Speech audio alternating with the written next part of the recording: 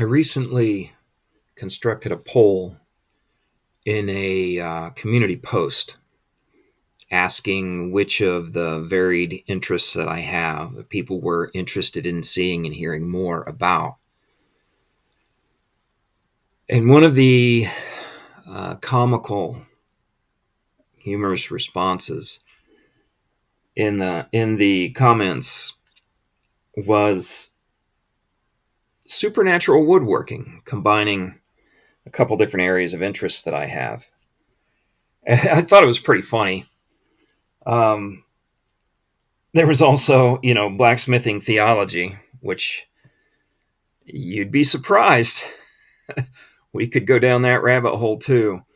But what I thought I would do is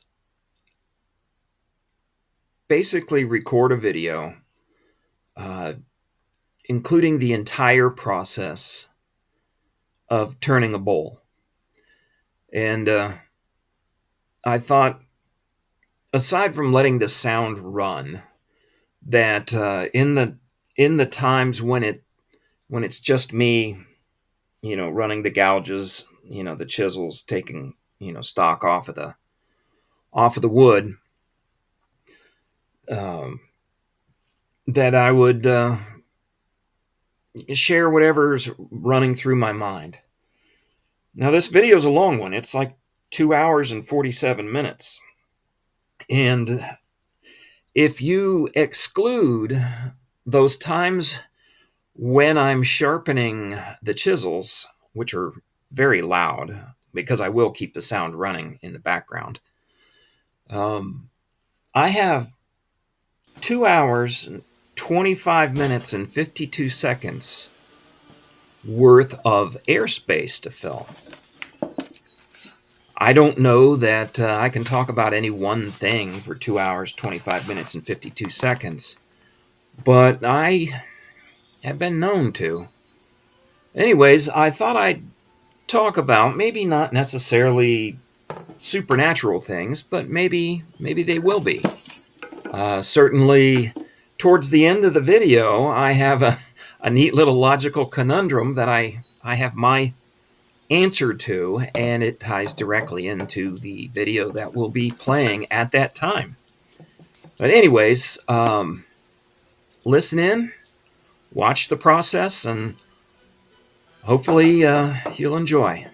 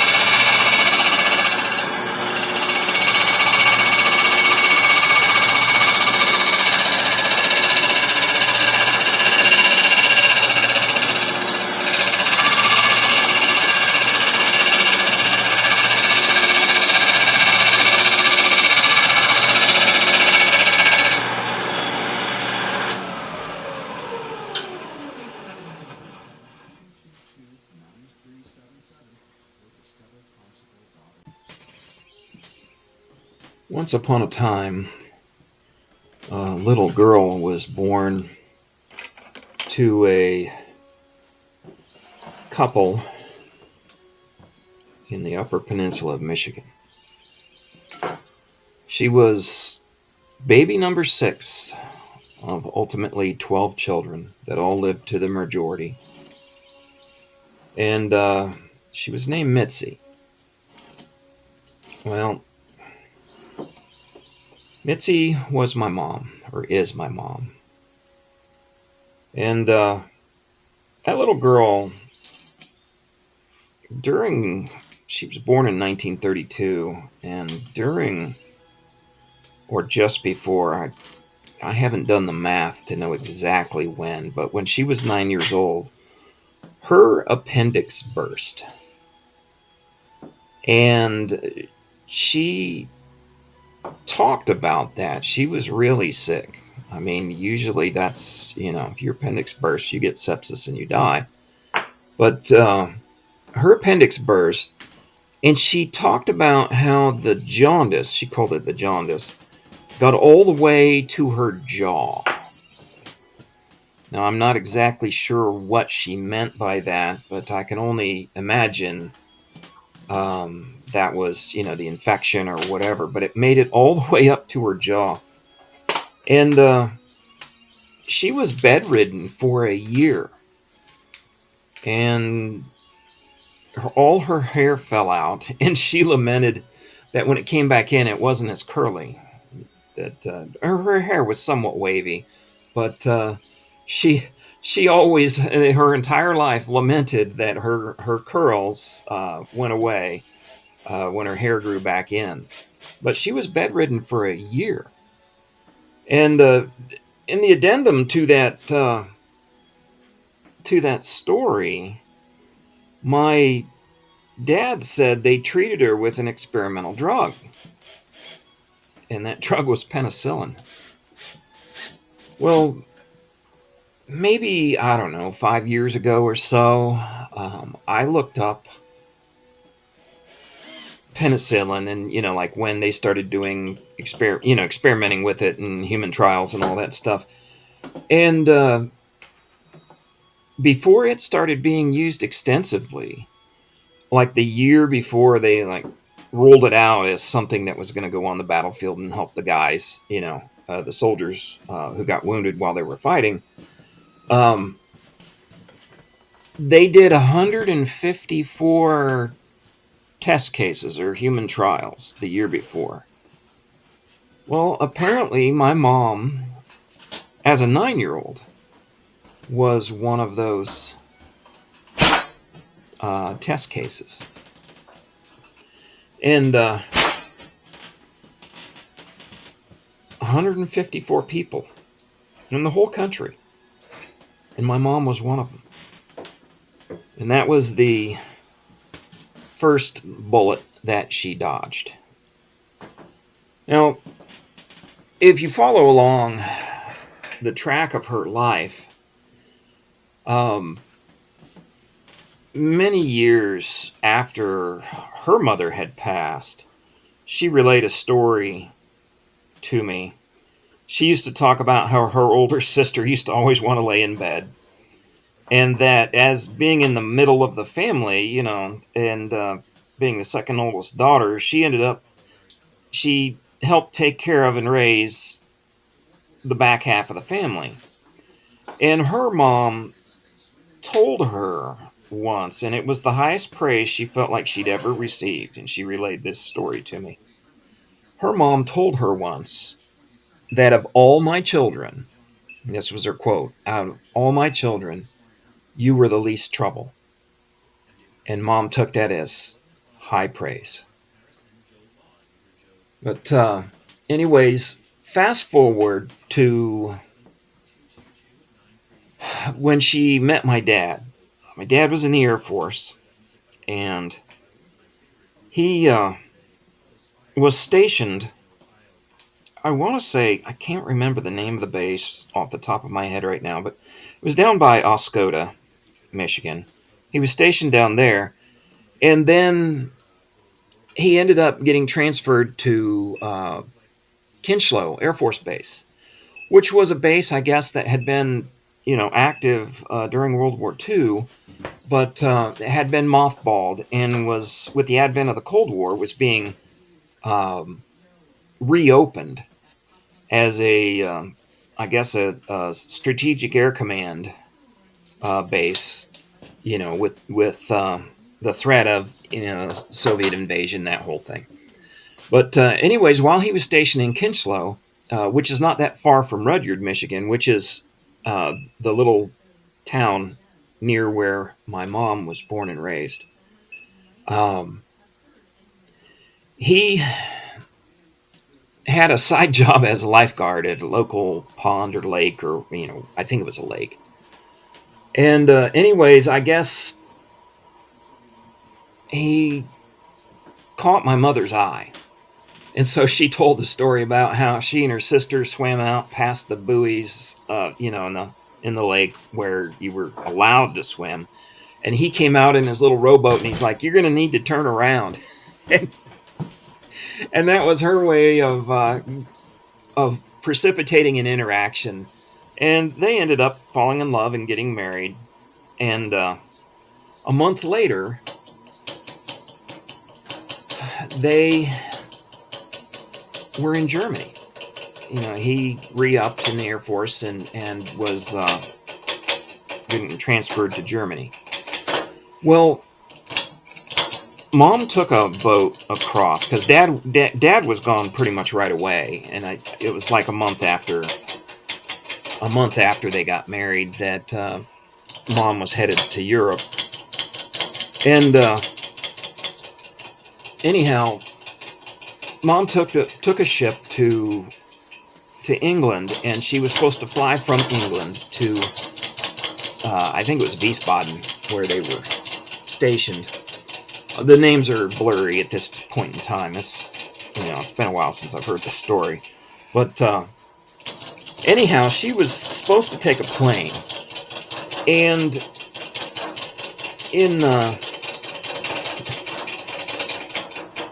for one reason or another, she decided not to take the plane, and she took a boat across the English Channel.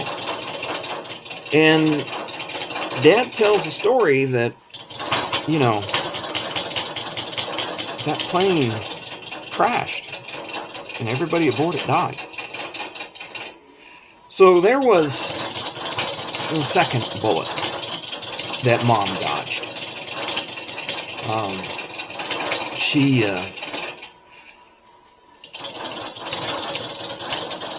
She took the boat and got safely across the channel.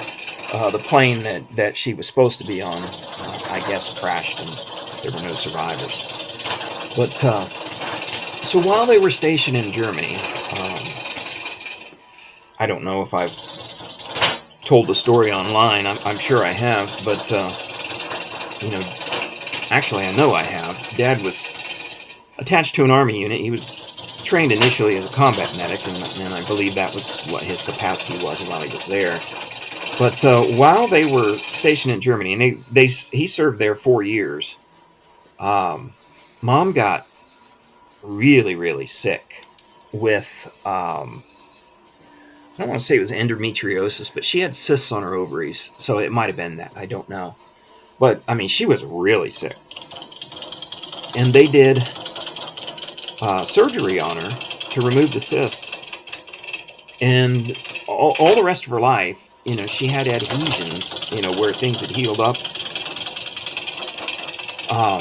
Which, back in the running craze in the 70s when I was in cross country and everything else like that, I was such a Pied Piper when it came to running that even my mom wanted to run, and she tried it, but she says, I could feel my adhesions tearing, and I know exactly what she's talking about because I have similar issues with some torn muscles and things that as they healed, they adhered to like the fascia on my skin. But getting back to the story, Mom had surgery and it saved her life. Well, when they did the surgery, they found that her fallopian tubes were obstructed or narrowed or had grown together or something. Anyways, they ended up putting like a piece of plastic in there to try to hold it open in case she ever, for ovulation and, she ever wanted to get pregnant and have kids. But they told her that the odds of her having children were slim to none. That most likely she would end up being infertile because of the condition of her fallopian tubes.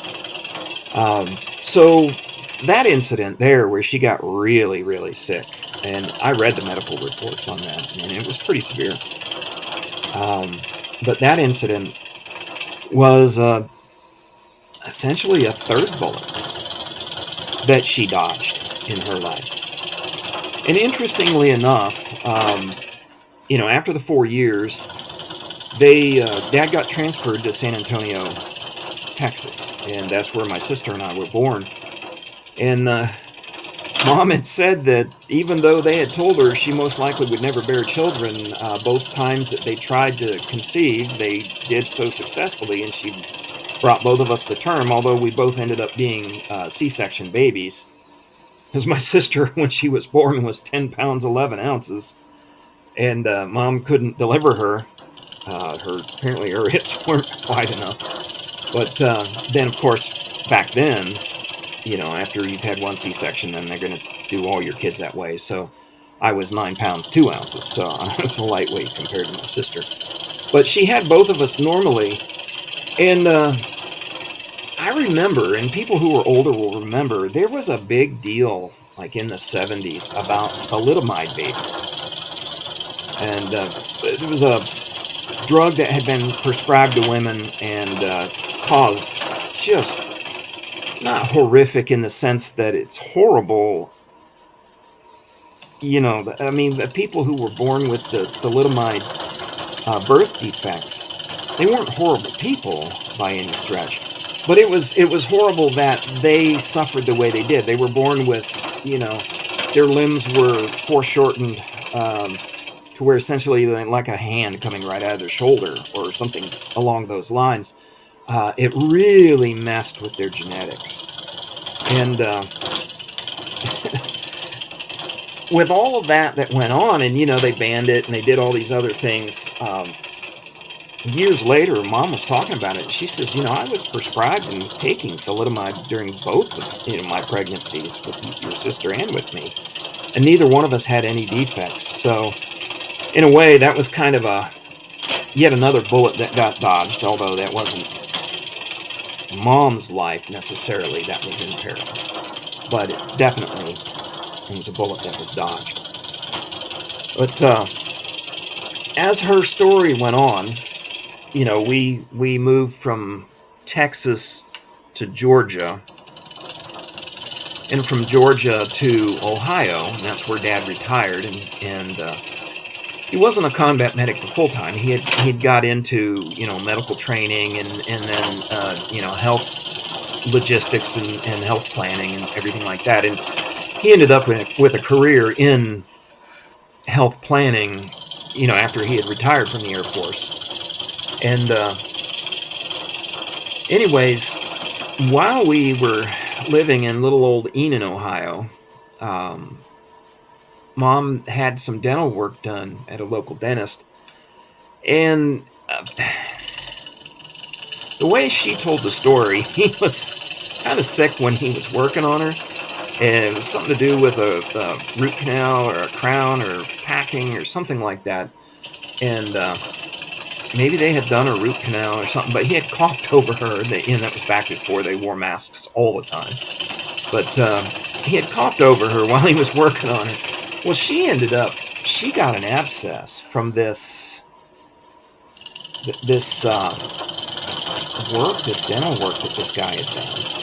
I mean, so much so that, like, her neck swelled up, and finally, Dad took her to the base hospital, and, she they admitted her, and I don't know if they had to lance the abscess or if they just hit her with really heavy antibiotics or exactly what. But they said she was about a half an hour away from her windpipe closing because of the swelling from that abscess. And I went to school with that dentist's kids. He had a bunch of kids. And I was in high school at the time, and I said to one of them, I said, "My mom's going to sue your dad." And she reported, "What did you say?" The dentist was really nice to me after I came back, but she also said they tried to charge her for the work that the oral surgeon at the base hospital did. So yet another bullet was dodged in Mom's life. And, fast forward, and I'm, an adult and moved out and got married and have my own kids and, have bought my second home, and they had grown older and everything, and Mom had been diagnosed with a heart murmur way back in the day, just a kind of a little whatever swishing noise, But apparently it was no big deal, and she had lived with it her whole life. But she was starting to have some trouble. And I didn't know it until I went through some of the medical documents there long after both mom and dad had passed. But she was having trouble with circulation, edema in her legs and things like that. And more than likely, it was caused by the valve leaking, the heart murmur. Well, she was also starting to have trouble seeing. She was developing cataracts, and so she went in to see if she couldn't get cataracts, like a local anesthetic. It's an outpatient surgery, you go home the same day kind of thing. And she went in to see about getting these cataracts removed. And they said, well, yeah, we'll do that, but the first thing that we got to do, that we want to do, is we want to give you do it like a heart cath on you, heart catheter, where they put the stuff in you and they look whatever, that whole thing. But anyways, they said, in whatever the results we get back from that, then we want you to whatever decision has to be made subsequent to that, we want you to follow up with that. So she went ahead and she went, got the heart cath, got the test and everything, and they came back and they said your heart valve is shot. You need it replaced. And they said, we aren't going to do the cataract surgery until you get the heart valve replaced, and 6 months after you heal up, then we'll do your cataract surgery so you can see again. And the weird thing about it is, of course, when I heard about that, it weighed heavy on my mind. And speaking of supernatural things, I had dreams in the past that had come true, and some visions and some other stuff. And it can all sound like woo. And for people who don't believe in precognitive dreams or the ability to see the future and things like that, you're going to dismiss it out of hand and think that's just the ravings of some old dude that believes in Santa Claus and the Easter Bunny. But I'm telling you what I know from my own personal experience, and I'd had dreams that had come true. Well, as the date for her surgery was approaching, I had a couple dreams that were pretty doggone disturbing. And in one of them, I dreamed that I was standing next to a casket. And inside the casket laid my dad. And the strange thing about it was he was in the casket, but then when I turned and I looked, standing up against the wall, there was my dad as well. So it was like my dad was dead in the casket, but he was standing up against the wall. And I'm like, but what's, he says, don't worry about me. I'm fine. And he had a box of roses that he was trying to arrange in the casket. It's like this white box, but it had roses in it. And it was, the casket was white and the box was white, and he was trying to arrange this thing. It was a really strange dream. But what struck me was that he was in there, and yet then he was telling me, don't worry about me, I'm fine. Well, then I had another dream. And in this dream, my dad and I were walking around inside this strange older building. And we were looking for something.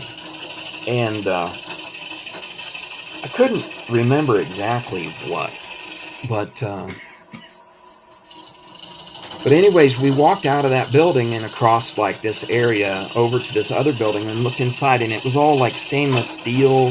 Like if you were looking through a window, we looked through the windows, and there wasn't anybody around, but it was all like stainless steel tables, like you would see in a commercial kitchen, or in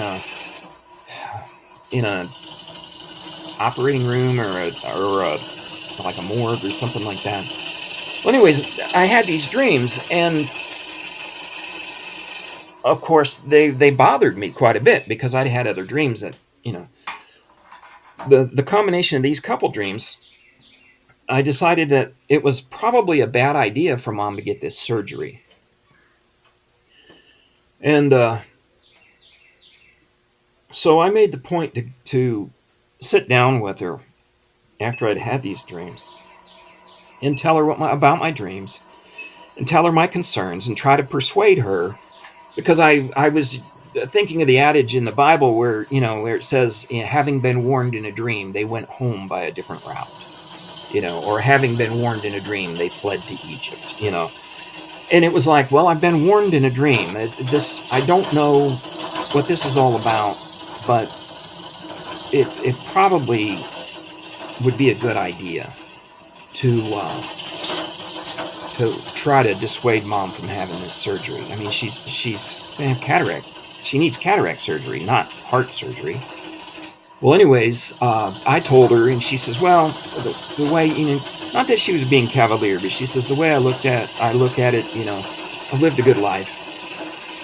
And anyway, I was really concerned, and she had the surgery, and of course, we were all there waiting to see the outcome. And I was just, my heart was sinking, thinking, she wasn't going to survive the surgery, but she did. She survived the surgery. She died 3 days later. And that was a bullet she didn't dodge. But those dreams came true because although I had seen Dad in the casket, and then him standing there beside the casket saying, "Don't worry about me, I'm okay," he insisted on a white casket, and the vault, which is required in our state to be over the casket, he insisted on a white vault, so it was like a white box within a box. And interestingly, when we went that very day that she died, we went to the funeral home there in Eaton. We went inside and we walked around the place, and it was eerily familiar, and there was no one around. We walked out and we walked across the gravel parking lot to the building that was behind it and looked through the windows, and it was all the stainless steel stuff. So those dreams had been prophetic. They had been a glimpse of what was to come. They definitely came true. And when I think about that,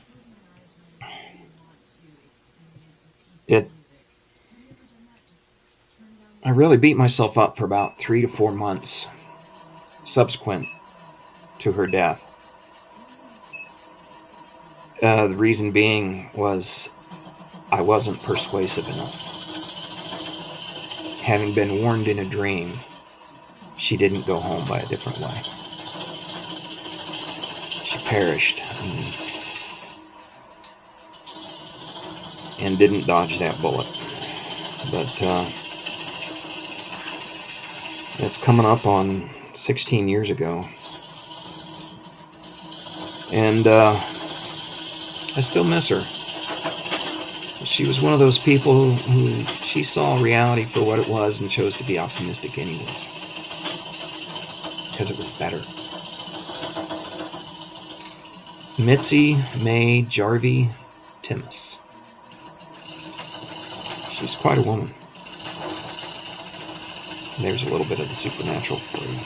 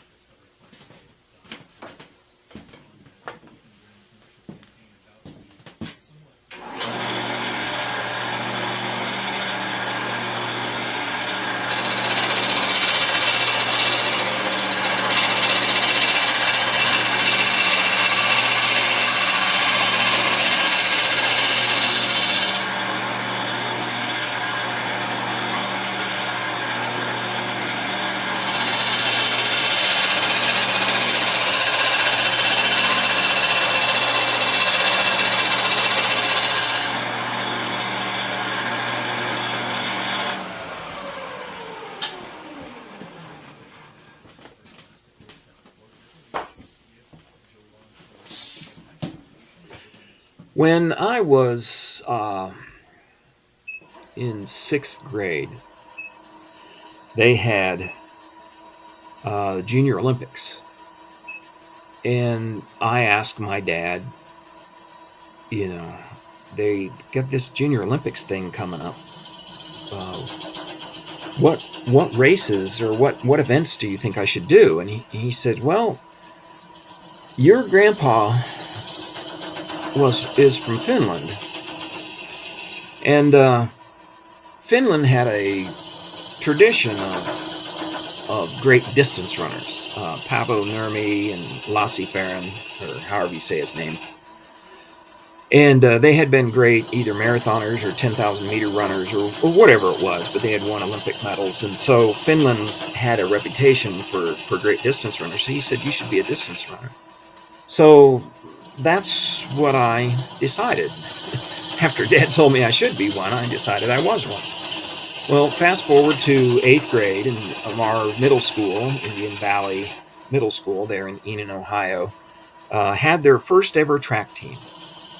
And, of course, I joined and ran the mile. So in the inaugural mile, I ran a 5:38 and won the race. And anyways, that was the extent of it, because I developed shin splints that were so bad I couldn't run the rest of the season. And by the end of the season, a 7th grader had beat my mile record and had run a 5:35. Well, going into high school then, Greenon High School, we had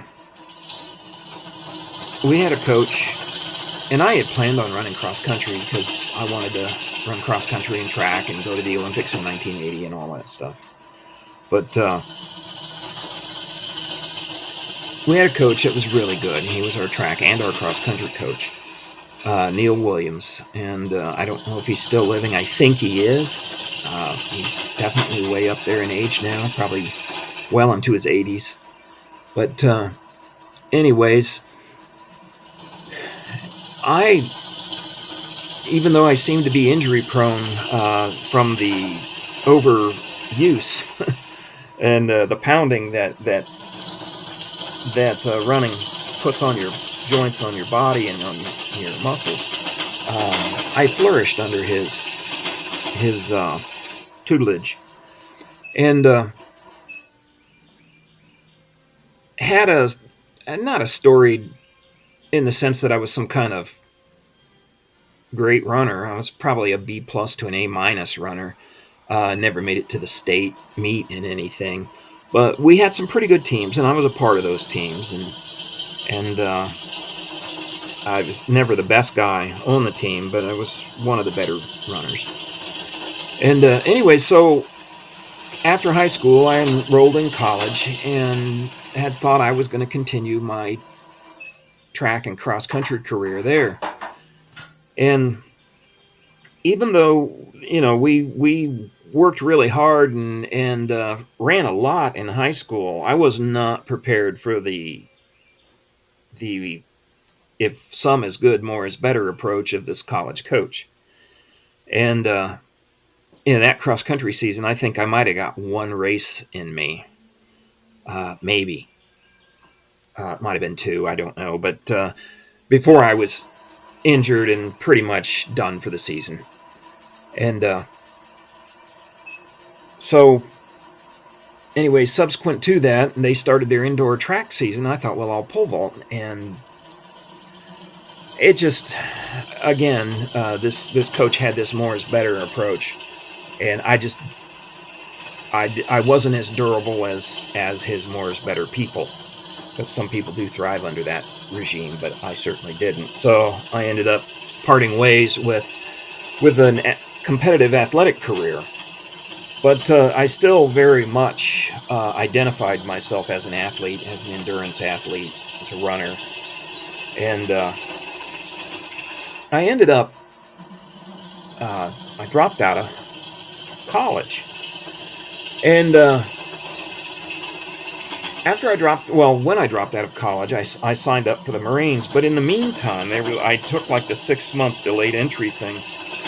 In the meantime, I went back to my old high school and decided I was going to help um, my old coach. Uh, he had done a lot in the formation of my personality and my work ethic and those kind of things. And anyways, I ran with the team and also helped train pole vaulters when track season came around. But anyways, the one summer, and the chronology of all of this stuff may be all goofed up by this point. It's been 40 years. I don't remember all the details, but anyways, there was a kid on the team, and his name was Mike Finn. And Mike, if you ever hear this, hi, I hope you're doing well. But he was a good runner, and where we lived in Holiday Valley, there was a creek, and then on the other side of Holiday Valley, there was more houses, or on the other side of the creek in Holiday Valley, there was more houses. He lived across the creek. Well, he came over one day, wanted to run, and the thing was, that day was blisteringly hot day. So I'm going to guess it was August. I don't know for sure, but blisteringly hot day. And I actually was suffering from some kind of stomach bug or something. I don't know if I got food poisoning or if it was just a stomach virus or what it was. But my stomach was a mess. But this kid was pretty persistent. He's like, come on, let's run.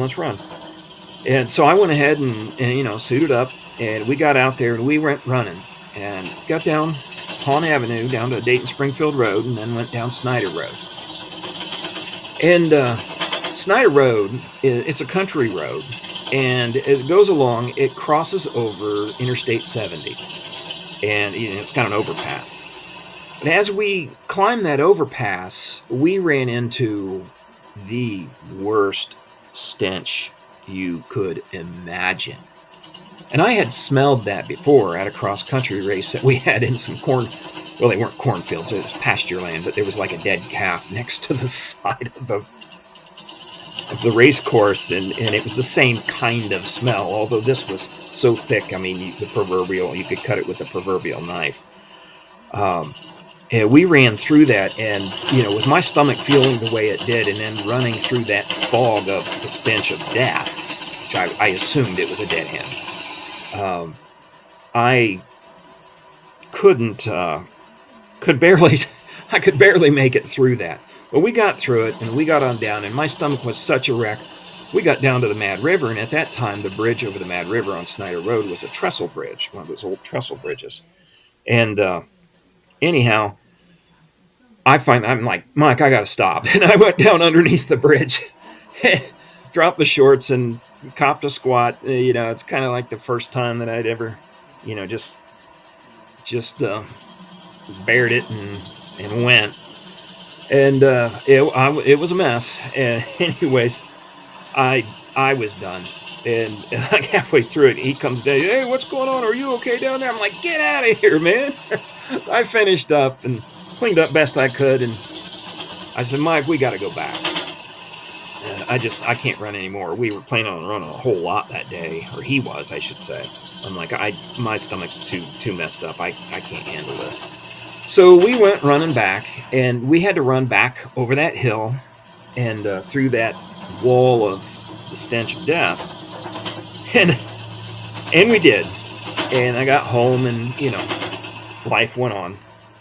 Mike went on to do whatever Mike went on to do. He was a good runner. But I want to say it was maybe a week later. I can't remember the exact timeline, but I'm going to say it was a week later. My dad came home from work, and I guess he'd had a meeting in Springfield or something like that, and he had driven down 70, and he came in, and he goes, I saw a dead body. And I'm like, what? He goes, I saw a dead body. It was blah, blah, blah. It was on the side. I could see the ribcage and everything. It was on the side of the road, and I was like, it just seemed crazy. And it was on 70, but then that evening the news came on, and apparently this must have been back before they censored everything. And lo and behold, the news report about a dead body found along the side of the road on I-70, and they showed where the like all the people were around, the cars were stopped, the cops were there, the investigators, all that stuff, and they were all standing there. And you literally could see the rib cage of this badly decomposed human being that was laying there just behind the fence, those wire fences that they have beside the highway. And and I'll be doggone, it was exactly how Dad had described it. And that's when it clicked. That fog of the stench of death that we had ran through just a week prior was that person, that decomposing body of that person that somebody apparently had shot and dumped beside the road. From that time forward, that overpass on Snyder Road has been referred to by me and my family, because they heard the story every time we drove the road. We called that Dead Man's Hill. And that's an interesting little tidbit from my younger days.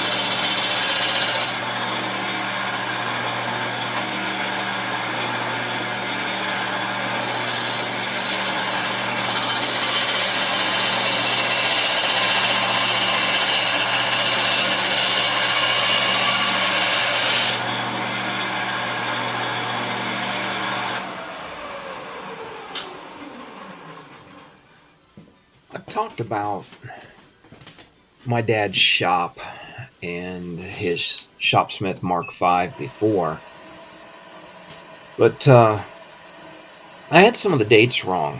The serial number on the Mark V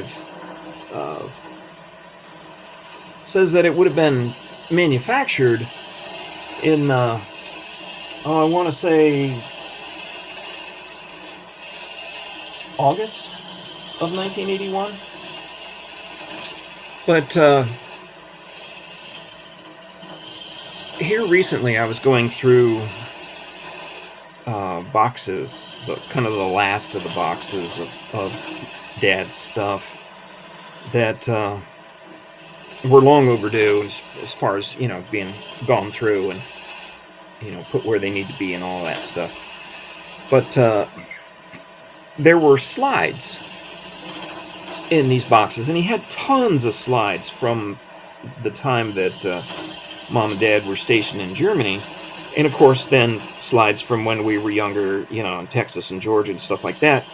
But there were also some more contemporaneous slides to my late teens and early adult life. And in one of them, there was a picture of the backyard, and I remembered him, me helping him in whatever way that I helped him. But I remember him building that shop in the backyard in 1981, but there were slides that were dated 1981, and there was garden where the shop ended up being. It hadn't been built yet. And I ran across a calendar from 2006 that Mom had filled out. And, she always put all the dates of everything, how old somebody was when they, on their birthday, when they were born, the year they were born, how old they were, that kind of thing. And she had on there recorded, for the shop, she had that recorded as 1982. And I'm going to assume that's when the shop was completed. It didn't take months and months to build, certainly. But I'm going to say that the shop didn't get built, and the shopsmith probably wasn't bought until 1982. So I'm sure, even though it might have been manufactured, the year before, it was in a warehouse somewhere. And so when, Dad bought the machine and went to pick it up, he got one out of their stock that was built the year before. But anyways, I've talked about using that shop and abusing that shop and filling it full of wood scraps and sawdust. To the point that the office he had built in the back of it was virtually unusable. It was just a coating of sawdust on everything. And, subsequently, as an adult, buying him a dust collecting system, and then we never got it out of the box.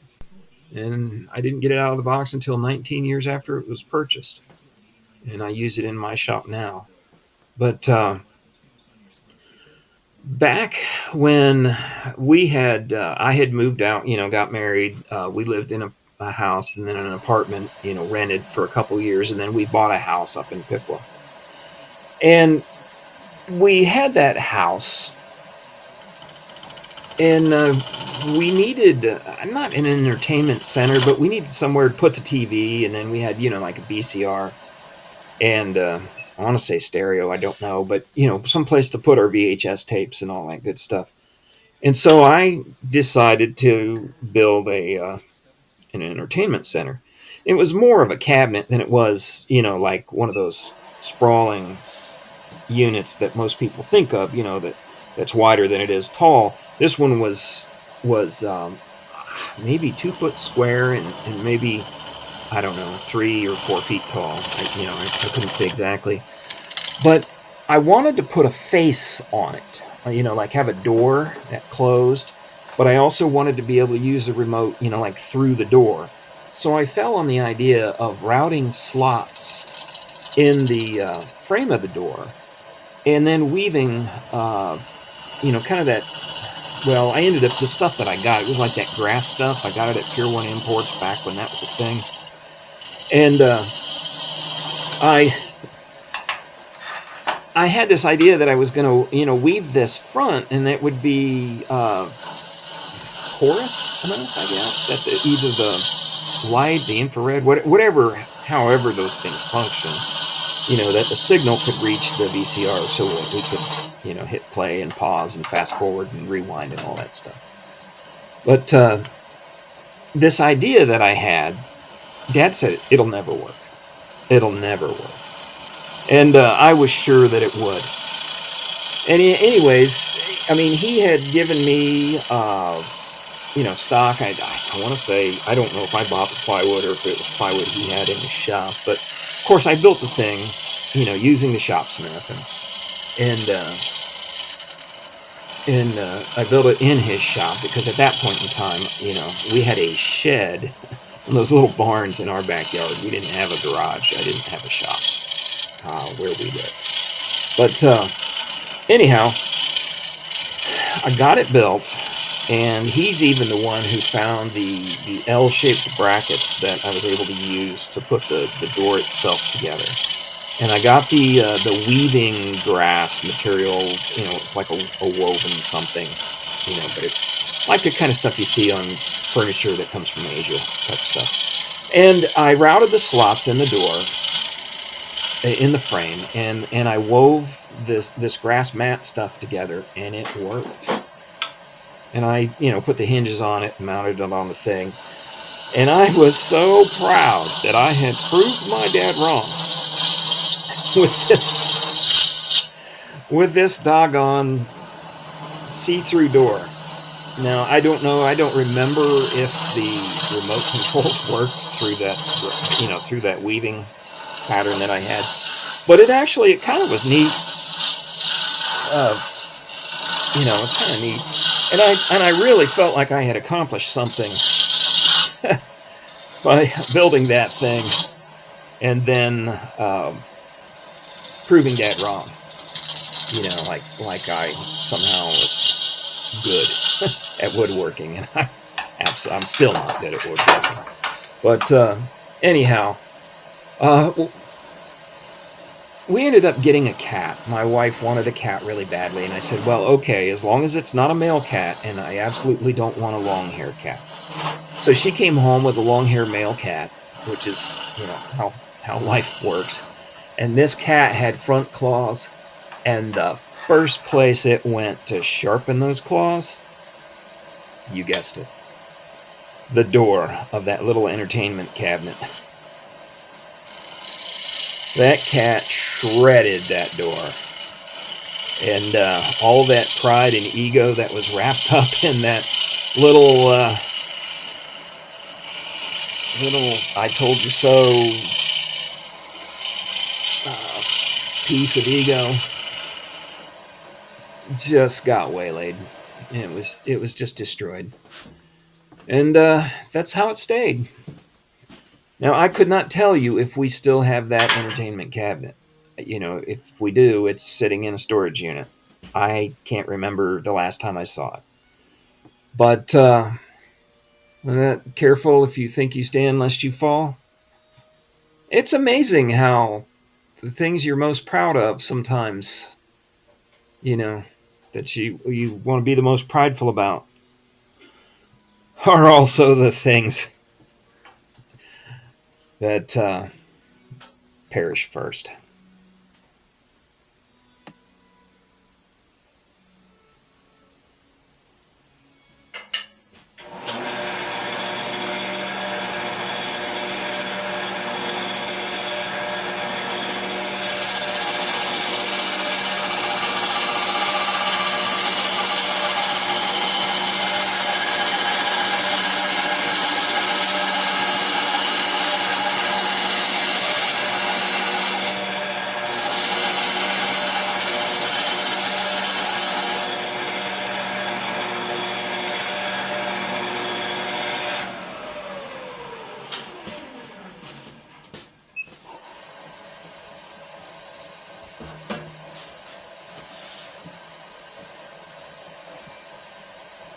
As a non sequitur, I've got a little story about the dead end that I lived on.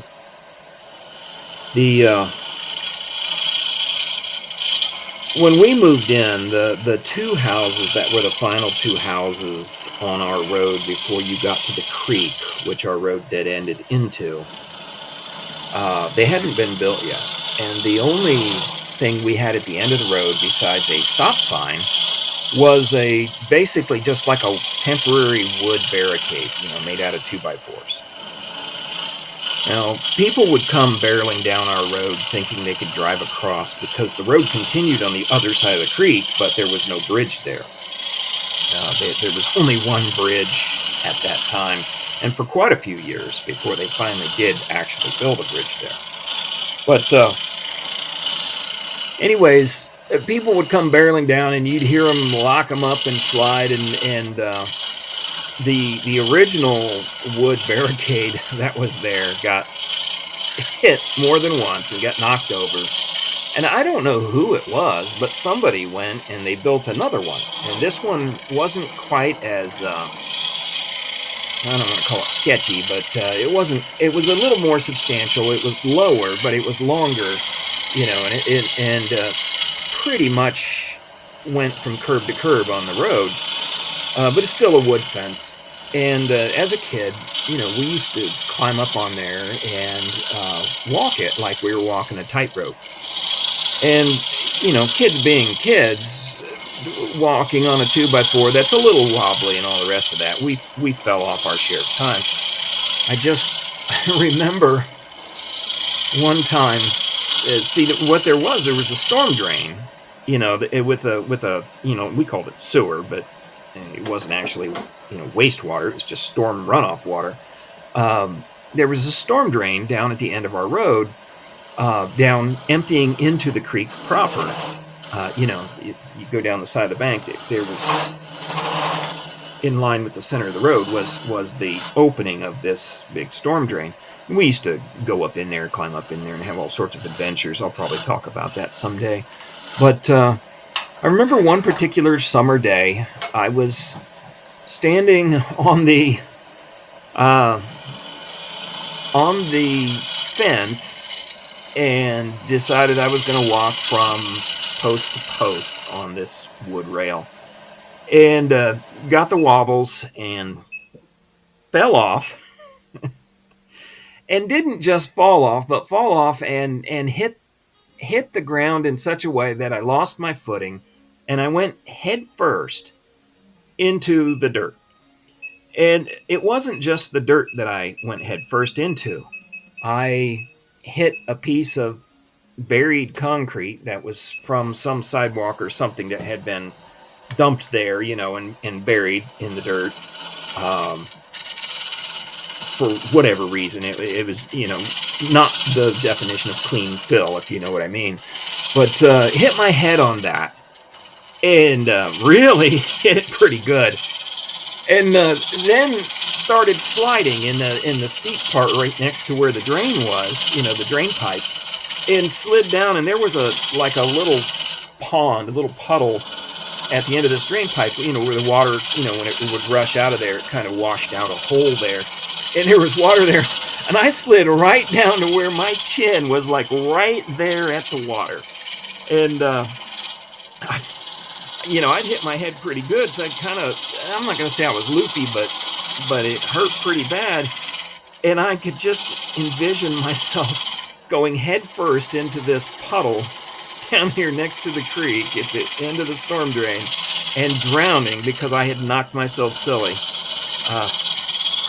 I managed to stop right before I ended up going in, and managed to reverse my tracks and scramble back up the hill and went home. And I was an absolute bloody mess. But that was just a little something back before they put an actual metal guardrail up that I remembered from my young days there in Holiday Valley.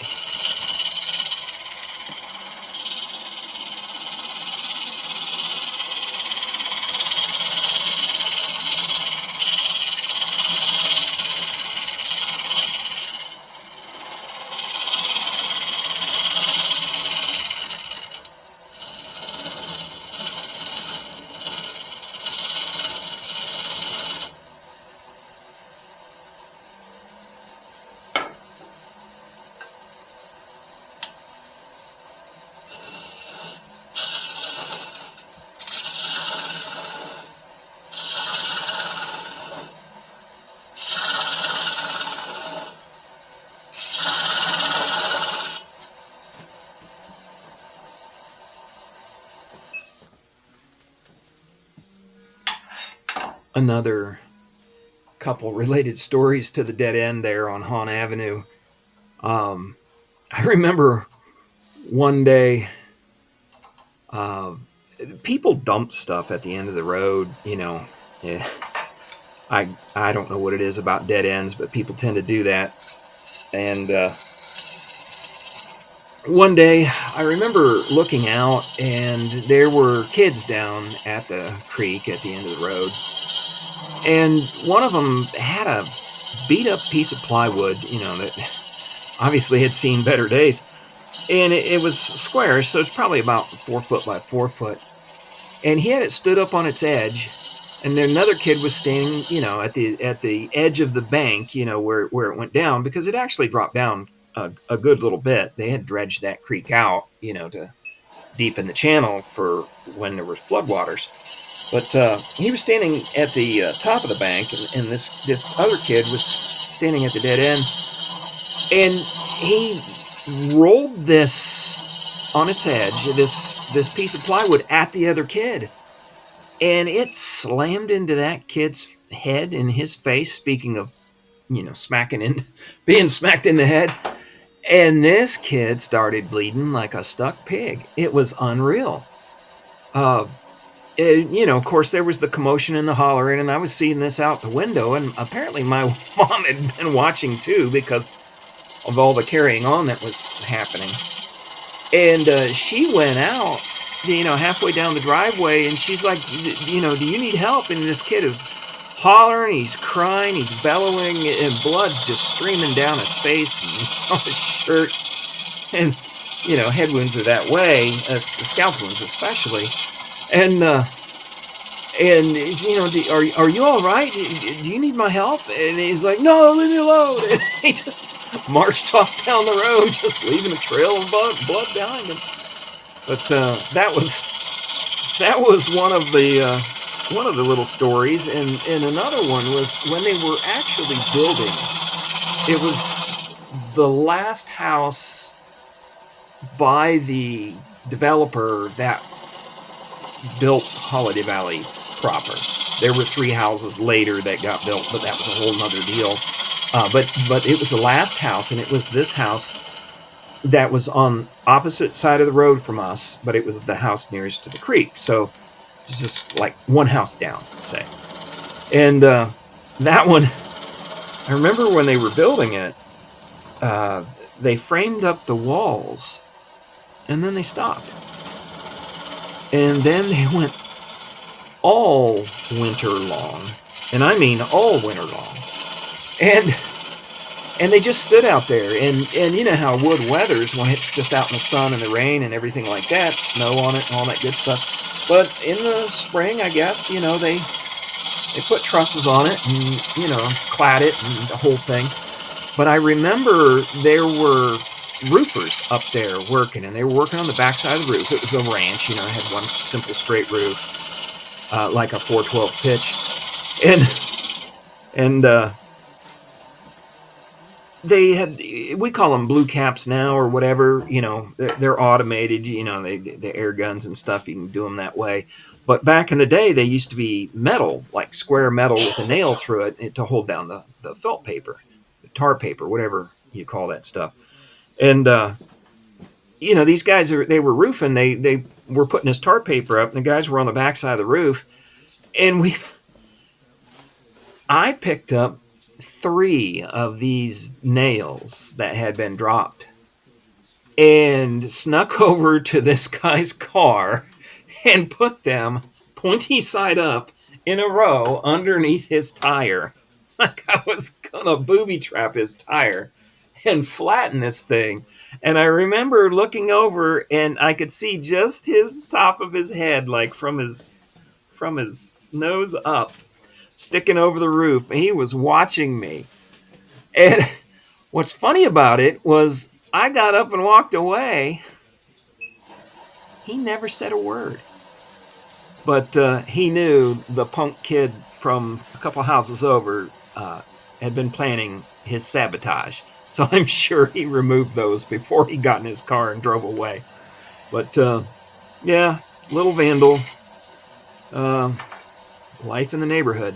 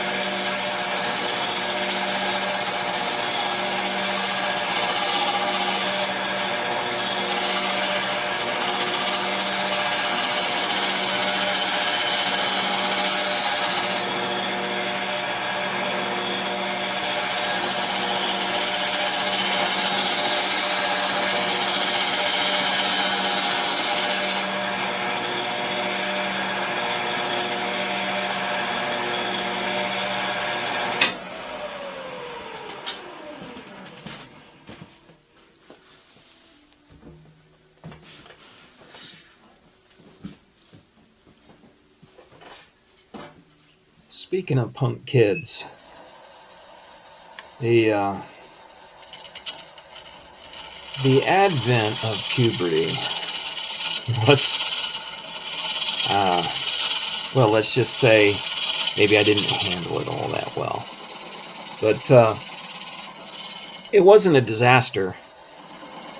But it's amazing what a little bit of hormones will do to you in terms of your boldness.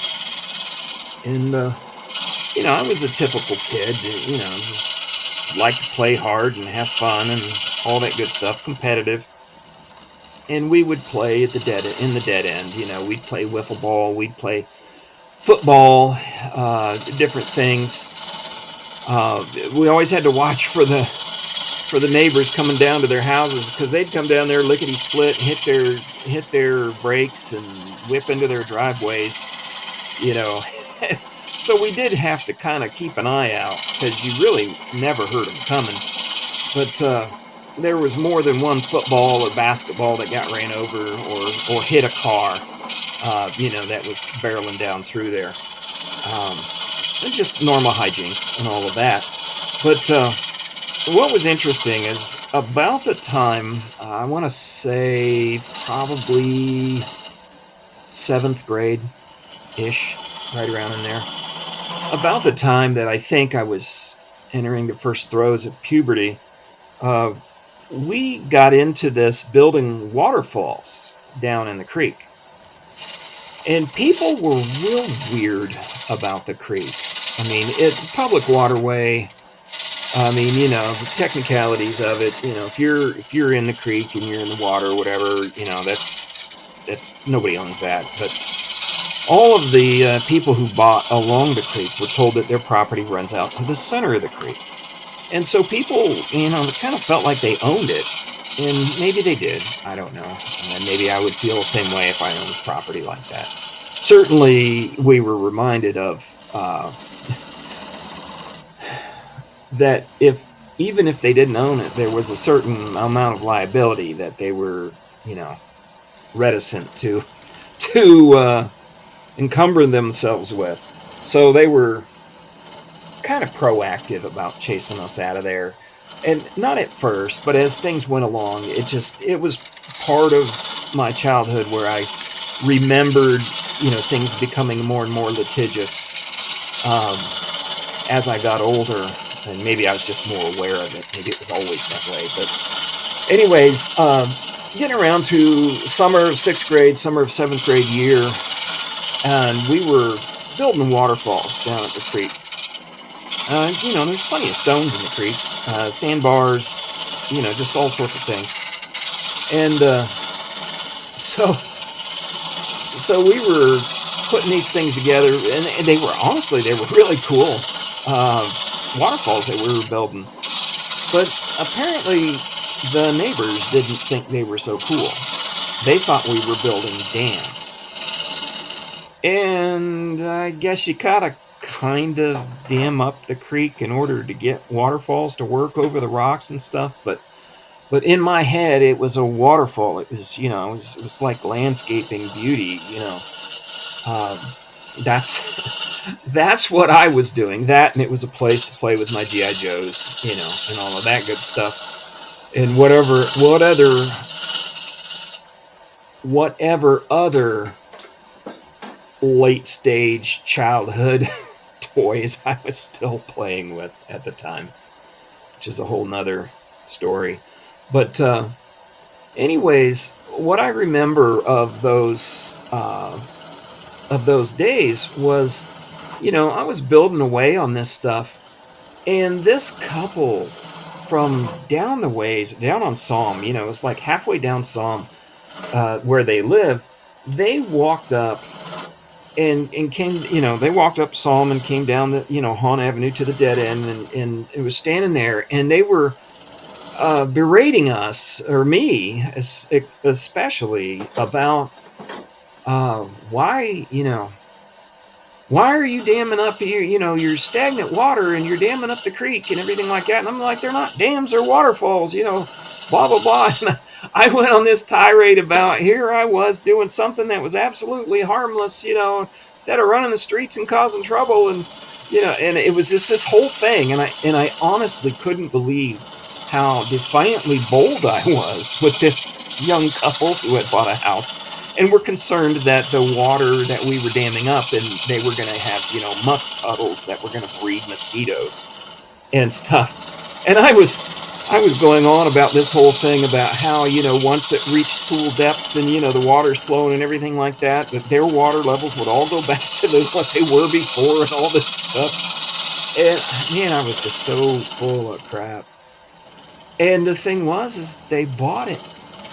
They turned around and they walked away and they left me alone.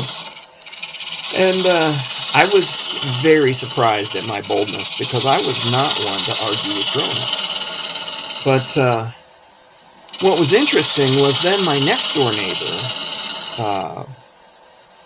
she sent her daughter down with a big stick to push the rocks down so that this water would flow. And I got down there and saw that, this poor girl, she'd been sent down on a mission of destruction down to the creek, to this waterfall dam, I guess, that I had. And, she was down there with this big stick trying to push the rocks in so the water could flow through, and it would drain down to the regular depth.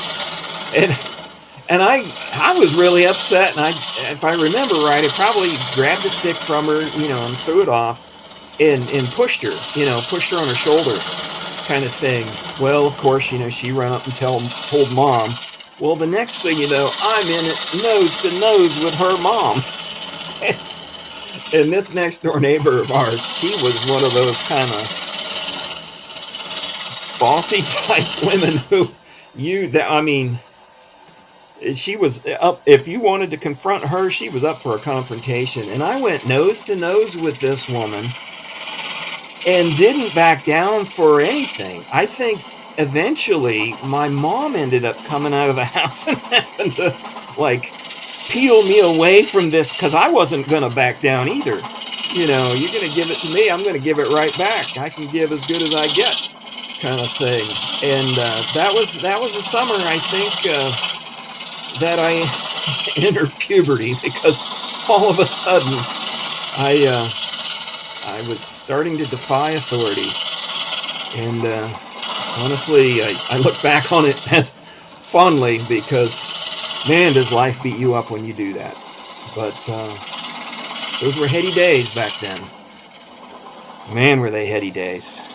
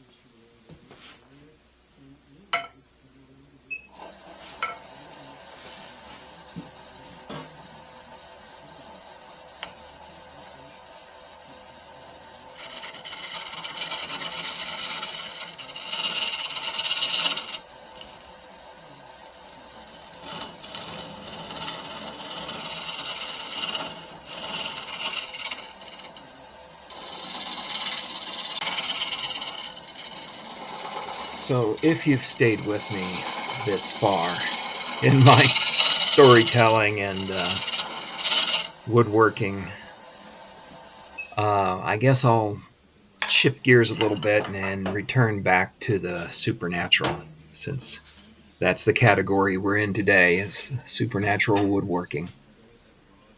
Um, I talked previously about having dreams that came true, and I think just about everybody experiences deja vu, or or things like it, or they have dreams that seem, then things happen and they seem very familiar. And there's a lot of people who offer a lot of different explanations for, it's a processing error in the brain and it's this and it's that thing. But this is the story that I have. This one particular instance, probably more than any other, especially even at a time when, say, my belief in the supernatural was very close to being extinguished. I was reminded of something that happened to me in the second year of our marriage. And the story goes like this. I worked for my brother-in-law at the time, and in construction, he was an interior subcontractor, and we did that kind of work. And by that time, I want to say this was 1989, maybe, because we lived on Saratoga. We didn't live on Grant Street anymore. So it would have been that year, or yeah, probably that year, maybe 1990. But anyways, I had a dream, a particular dream one night, and it was exceptionally vivid. And it was like a Monday night that I had the dream. And it was so vivid that the next day, Tuesday morning, I told my wife about it. And what it amounted to was, in the dream, I was working on a job and was up like all the way up on a scaffold, hallway scaffold, which, they typically are 6 feet tall when they're all the way up. And I was up on top of a scaffold, and for some reason I was bent over and turned my head to the left in this dream, and looking out, there was like storefront, kind of a typical commercial building, and I could see across the road, and there was like an empty lot across the road in this dream, and in this storefront, which was, the glass probably went up 10 feet high, and there was the bottom, the cone part, the bottom part that comes down to the bottom of hot air balloons. There was like 3 of these that I could see, where the bottom part of the cone of the hot air balloon, and then, of course, the rigging in the basket beneath them. And I remember the guy that I was working with, and I'll say his name, hopefully this isn't a problem, but his name is Richard Pierce, and this is in the dream. And I saw this, and I'm like, "Hey, Richard, look!" And then I basically woke up, and it was a really vivid dream. Like I said, that was like a Monday night, and I told my wife this Tuesday morning. I told her the dream because it was so vivid. It just, it was like in Technicolor. And of course, hot air balloons, they're always, multicolored and everything like that. And so, I dreamed in color, I guess, humans do, whatever. But in fact, it was so vivid that the next day, Wednesday afternoon after work, since I was working down in that area, because at the time I lived in Troy, but my mom still lived in Holiday Valley, mom and dad did, and I had stopped by to visit mom, after work, and I told her the story, of the dream, what happened in the dream. And so fast forward to Friday, I get told Friday that I got to work Saturday. And it's like, okay, well, fine. And it found out that I had to work with Richard Pierce. And anyways, we were going to be traveling to Columbus, and he lived, close to Springfield, not real far away. But anyways, we made plans. As the plan was, I was going to drive from Troy down to his house, and then he was going to drive the both of us into Columbus, and we were going to work for the day. And So, anyways, I got down there and we got going, and I remember this. He had like a Silverado, like one of those. You saw them everywhere. They were like the two-tone, blue and silver or something like that. It had that scheme that was popular at the time, you can think of. But it was a new truck, and he was really proud of it. And what was funny was he had like a bed sheet on his truck, or on his seat, on his bench seat. He had a bed sheet because he didn't want to get his truck dirty. And here he was driving to a job and didn't want to get the truck dirty. So anyhow, we drove down there, or he drove down there. And on the way, I said, "No, Richard," and I'm going to try to quote it as best I can, but if I don't get the exact wording right, it went something like this. It's like, "Richard, I don't want you to think that I dream of construction workers, but I had a dream and we were in it." And I told him the dream. And he just kind of, he's driving, he kind of looks over at me as I'm explaining this dream about the hot air balloons and, "Hey, Richard," and all that stuff like that. And it's just, it's kind of like, okay, I'm sure he thought something was wrong with me, that I'm telling him these dreams that I had. But anyways, I told him the dream, and then we got down there. And we met his cousin, Brad, down there. And it was a Blockbuster video. It was back when they were building those everywhere. And we were there to drop the ceiling tile into the acoustic ceiling. Pad it out is what we call it. And so anyways, we're working away and working away and working away. And the Blockbusters, if you've been in one, you've been in all of them. They pretty much have the same floor plan, or did. I think there's still one around. But anyhow, we were dropping tile, working our way out of the back rooms, working our way into the showroom. We were in the showroom. And I want to say that it was probably a good 11 or 12 foot ceiling, because our scaffolds were set all the way up. And when your scaffold's set all the way up, you don't have the ladder frame on the end to lean your tile against. You have to lay them crosswise and flat on the walkboard in order to measure and cut. Where you have to put in, you have to cut the holes for the sprinklers and things like that, or corners and the kind of things that you have to deal with when you're cutting in borders and all of that. But we were working away, and we didn't talk any more about it. It's just, your normal work day. And anyways, I bent down to make a cut, and I turned my head to the left, and there was storefront, just like in my dream. And I looked over, and I'll be doggone, there was a vacant lot across the street. And I yelled, "Hey, Richard, look!" I mean, my hair stood on end. There were 3 hot air balloons. All you could see from my vantage point was the cones, down to the baskets. They were 3 hot air balloons in the empty lot across the street. And he's like, "Oh, God!" like that. And Brad has no idea. He did not hear this story. He didn't know I had told Richard anything about it.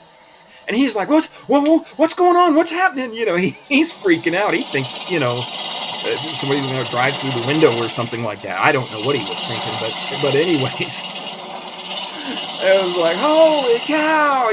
Richard couldn't believe it. I couldn't believe it, but there it was. It was exactly what I had seen in the dream and had told 3 different people about before we went to Columbus, which I didn't know what we were going to be doing down there or anything like that. I wasn't even sure where we were going until we found out Friday. But it happened exactly how it happened in the dream. And so the funny part was on the way home. When we were done and it was the end of the day, and we got in his truck, and he was driving. He was looking over at me. He says, "I don't even know if I want to sit in the same seat with you," because he was thinking that I had some kind of voodoo or something going on about me or something. I don't know. He didn't really say, but he was just totally weirded out, and I was too. Um, but anyways, that that story, I went home and of course, told my wife about it, that it happened and everything like that. And she told me about her grandma. She says, well, that's what I call the shine, like in The Shining where you know things. And she says, that her grandma was that way, that she would know things ahead of time and the rest of that. And so she didn't doubt it. But what's funny is fast forward when I was having a really hard time with my faith. Because that whole faith versus science thing, and when you watch as many nature shows as I do, you get a steady diet of abiogenesis and evolution and all the other things. True or not, you get a steady diet of it, and it typically excludes the supernatural. And what's interesting is, at a time when I was struggling to believe in the supernatural, I was reminded of that dream that I had. And I was like, things that you really have a tough time explaining happen. And, it's definitely not natural. I would call it supernatural. But what was interesting was that night then, of course, when I got home and everything, I guess we found out what the deal was. Because I was watching like the 11 o'clock news or something like that, and they talked about, I guess it was the Michigan-Ohio State game, maybe? And they were launching balloons as part of the pregame celebration from a vacant lot in not exactly downtown Columbus, but in the city of Columbus. And we were working right at, and that's what that was part of that celebration. So what's interesting is like I said, that was kind of the little tiny ember that kept my belief in the supernatural alive during a time of very humanistic doubt. But I actually told that story to a guy who, I'm not exactly sure what his story was, but he was on a job site down in Cincinnati, the electrician. And when I told him about, that night when I went home and saw the newscast, he goes, oh, see, well, there it is. And, he was so determined that there is no such thing as anything that could be considered supernatural, that he was going to try to tell me that I had my own experiences all backwards and wrong. But, you get that. If somebody doesn't believe that stuff's possible or thinks it's some kind of quackery or wishful thinking, there's no amount of anecdotal evidence will persuade them. But that being the case, I've had a few other dreams, and one of those other dreams was, and this actually was after that dream, but before the dreams that I had about my mom's passing. And it was a strange dream. It was set at my wife's childhood house where her mom still lives, and her mom and dad lived at the time. And for whatever reason, in the dream, it was understood that her grandmother had passed away. And I remember in the dream her dad walking from like the driveway into the courtyard where they lived in the dream. And it was kind of like with the understanding that he had got the news that his mom had passed. And this is the one that my wife said had the shine, that she could see things too. And so I told my wife about it, and because of that other dream that I had that had come true, she let me know that her grandmother was having exploratory surgery, and she went ahead and went to the hospital that day before her grandma would go under the knife, because she believed I could dream the future. Not that it's like some special power, but that it happens. Not every dream is that way, but it happens. And she went there, and she said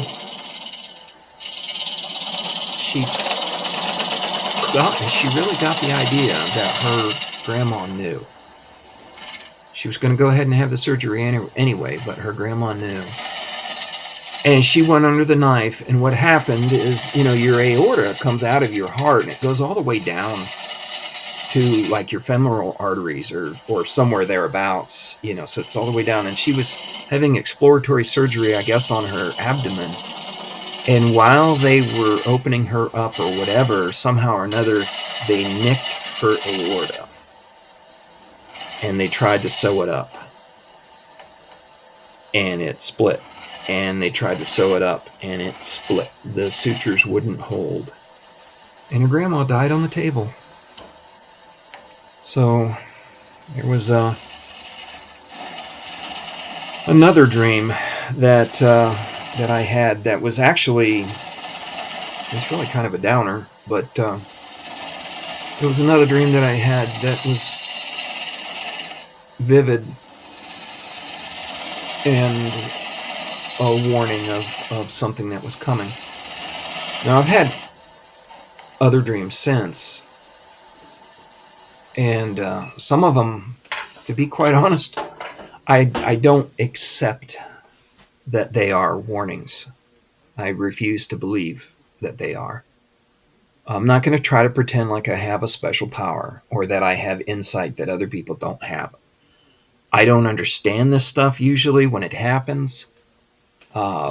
Generally, things are muddled and not clear.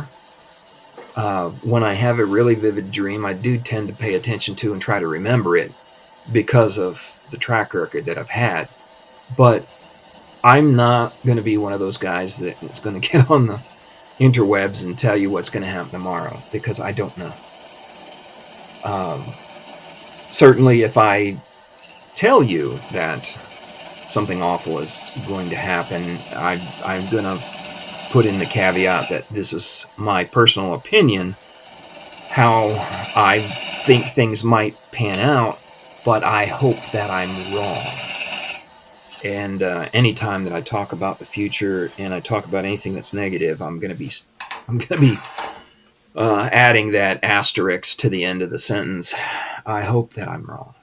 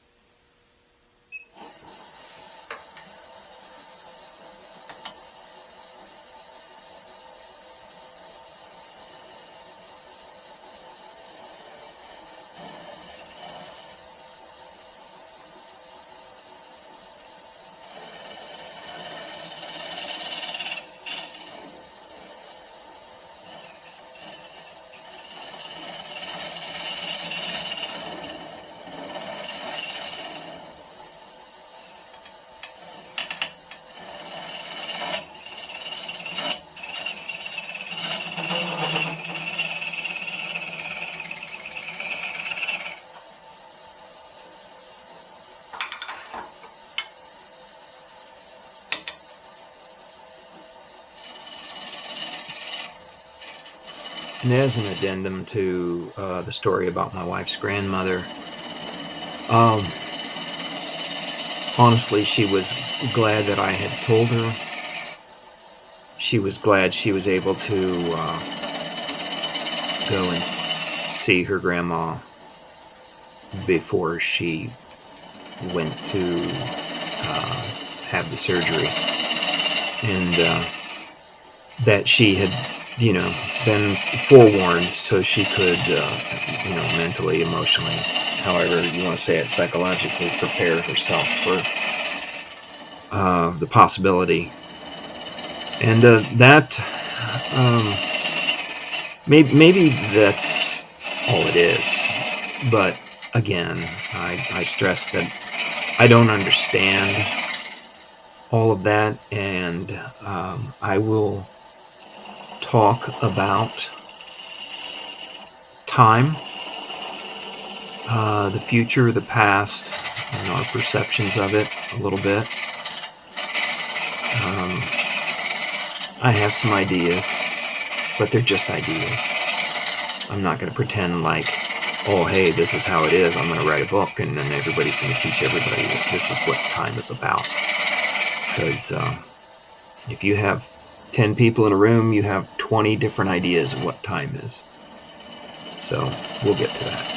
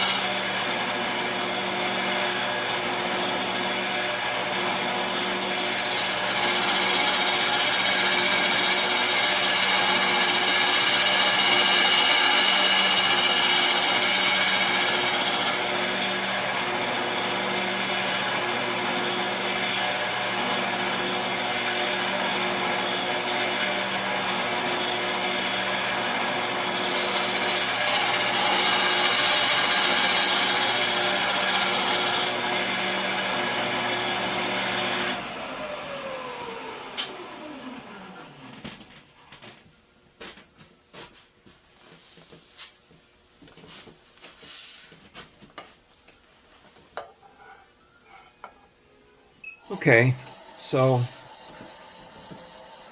talking about dreaming the future and sharing those anecdotes,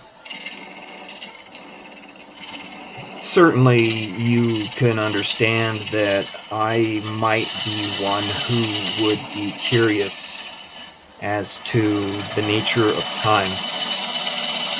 Why could I, at that present moment, be able to peer into future moments, and then when those future moments happen, somehow, the future, which becomes the present, gets connected to the past when the original dream or vision or whatever took place. And people will say that time is a construct, that there is no such thing as time. And just a lot of different things. I mean, I remember seeing a video on TV or in a movie, I don't remember, but when I say movie, I mean like a documentary or something, where they literally isolated the brain cells where your brain keeps track of time. And it's one of those things where, they put the fluorescent stuff in you, and then when those neurons would fire off, one was firing off, you know, at a faster clip, and the other was firing off at a slower clip. But they said that was your time center in your brain, and that those couple neurons there that were doing your business was how you actually count time. So that time is more than a construct; it's hardwired into us. But speaking of the nature of time, you have the conventional understanding of past and present and future. You have the idea of the arrow of time, and you have also that which people talk of, which is the eternal now. And there are as many opinions about the nature of time as there are people who have ever thought about it. So this is the ponderings that I personally have stumbled through in my attempt to understand the nature of time. I was certainly intrigued by being able to know the future. Obviously, when I became a Christian, I spent probably the first 2 years of my Christian experience immersed in the book of Revelations, trying to figure out what was going to happen next. And I'm certainly not alone in that regard. I mean, they talk about reading the tea leaves. People use the tarot. They have horoscopes. People want to know how to be equipped for what's coming down the pike. And I was no less curious than these people.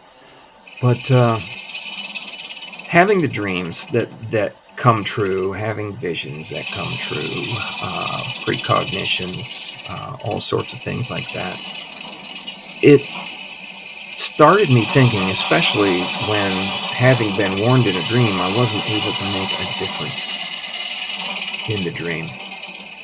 I really struggled with that one. And it touches on things like free will, an election, or foreordainment, or predestination, or, I may get it wrong, but I think it's the block universe.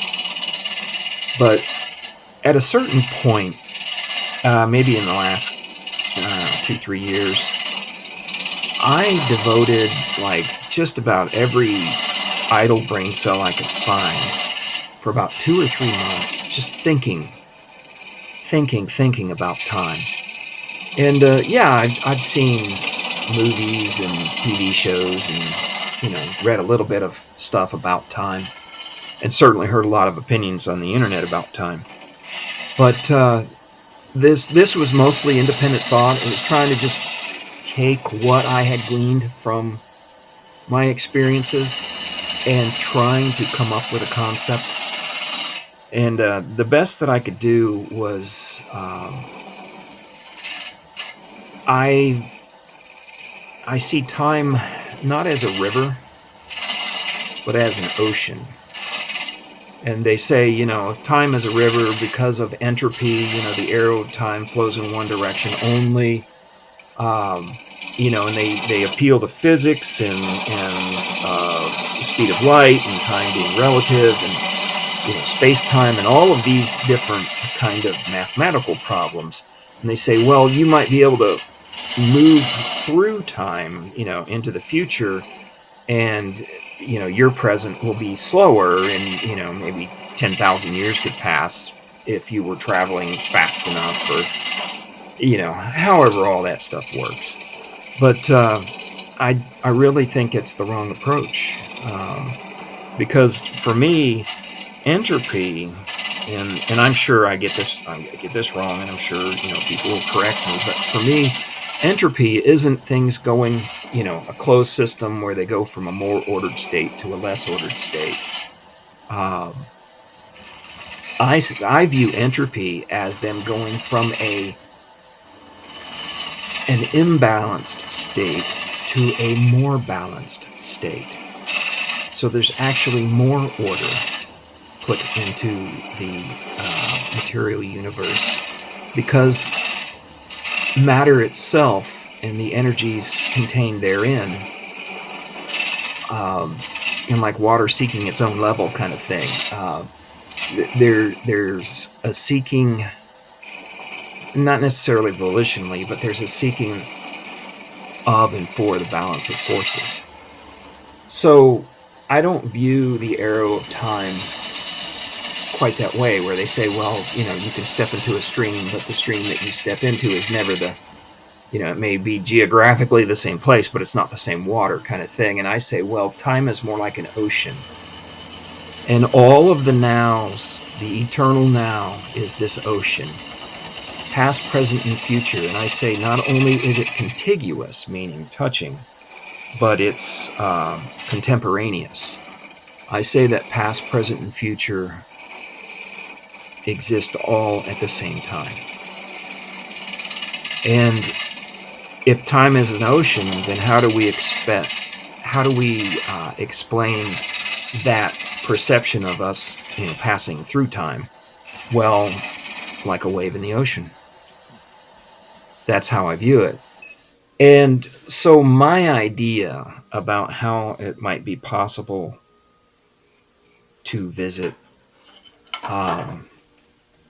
the future,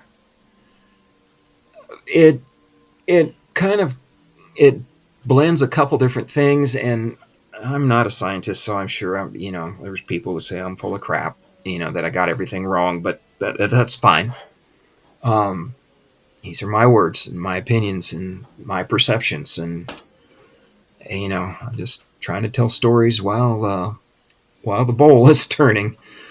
But anyways, I believe that if there ever was a time, and I don't mean that in the sense, I'm not using the word in the definition, but if there was ever a time when your brain would be most attuned to its own frequency, maybe that would be when you're sleeping, when you're in that REM state or whatever. You have brain waves, and they talk about, the alpha and the beta and the theta and all of those different waves, that your brain functions at, those different frequencies.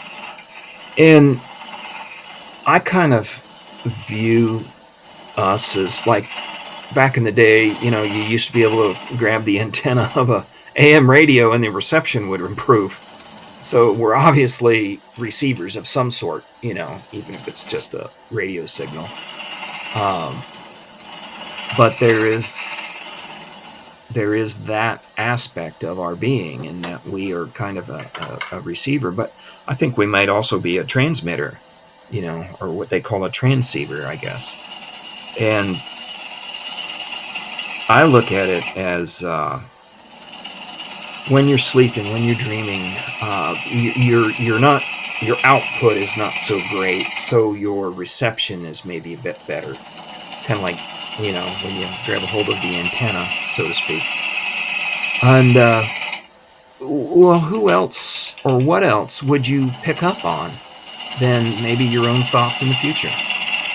Because I would see us as waves traveling in the ocean of time,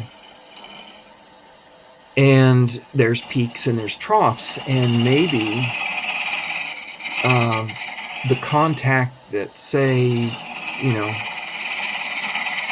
one peak might make with another might be, kind of a leap across time, roughly speaking. I mean, they're bad analogies. I mean, they're very rough, and I'm mixing them back and forth, so I'm probably not making much sense. But when I when I look at people, and some people seem to have a really great ability to perceive things that have not yet been. I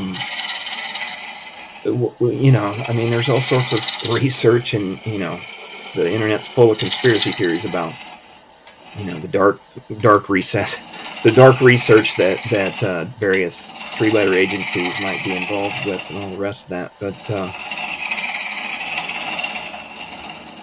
if time is an ocean, and we are waves rippling through it,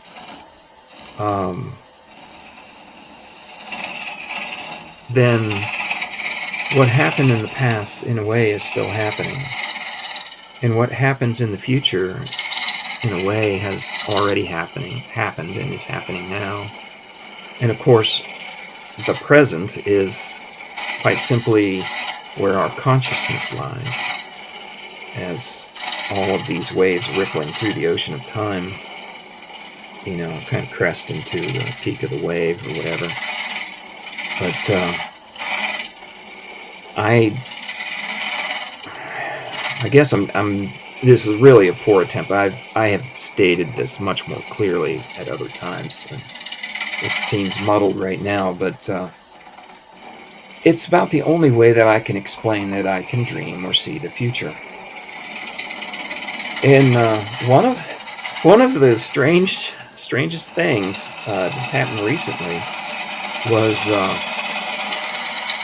well, if you go back to 1982, I'm not exactly sure. That was the year that Somewhere in Time was released, with Christopher Reeve and that woman. She's real pretty. Doggone, I can't think of it. Jane Seymour. Christopher Reeve and James Seymour, and it was that time travel thing, and that came out in 1982, and I'm sure I saw it on HBO or whatever, sometime after that. But I would say from that point forward, I was intrigued with the idea of time travel. And interestingly, here just recently, I think it was Minty Arts, 10 Things You Didn't Know About Somewhere in Time. And he talked about J.W. Dunn and the book An Experiment in Time. And that book was literally in the movie Somewhere in Time. And so I did a little bit more research, and I found another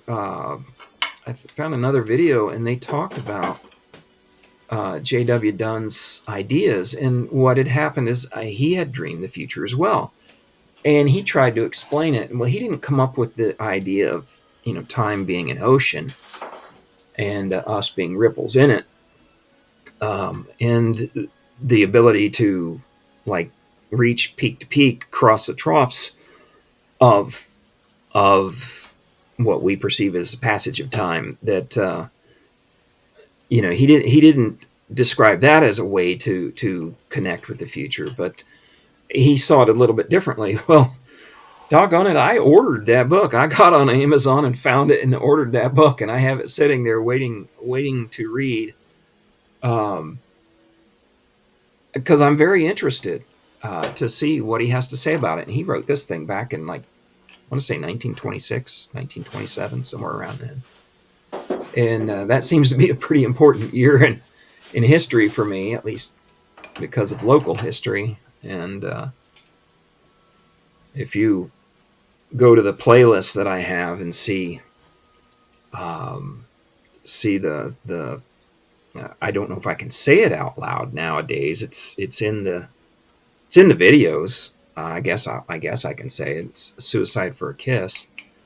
Um, it's actually the true story, kind of in enacted as a radio play of, like, film noir style radio play of a mysterious death that happened in 1926, which came on the heels of another death.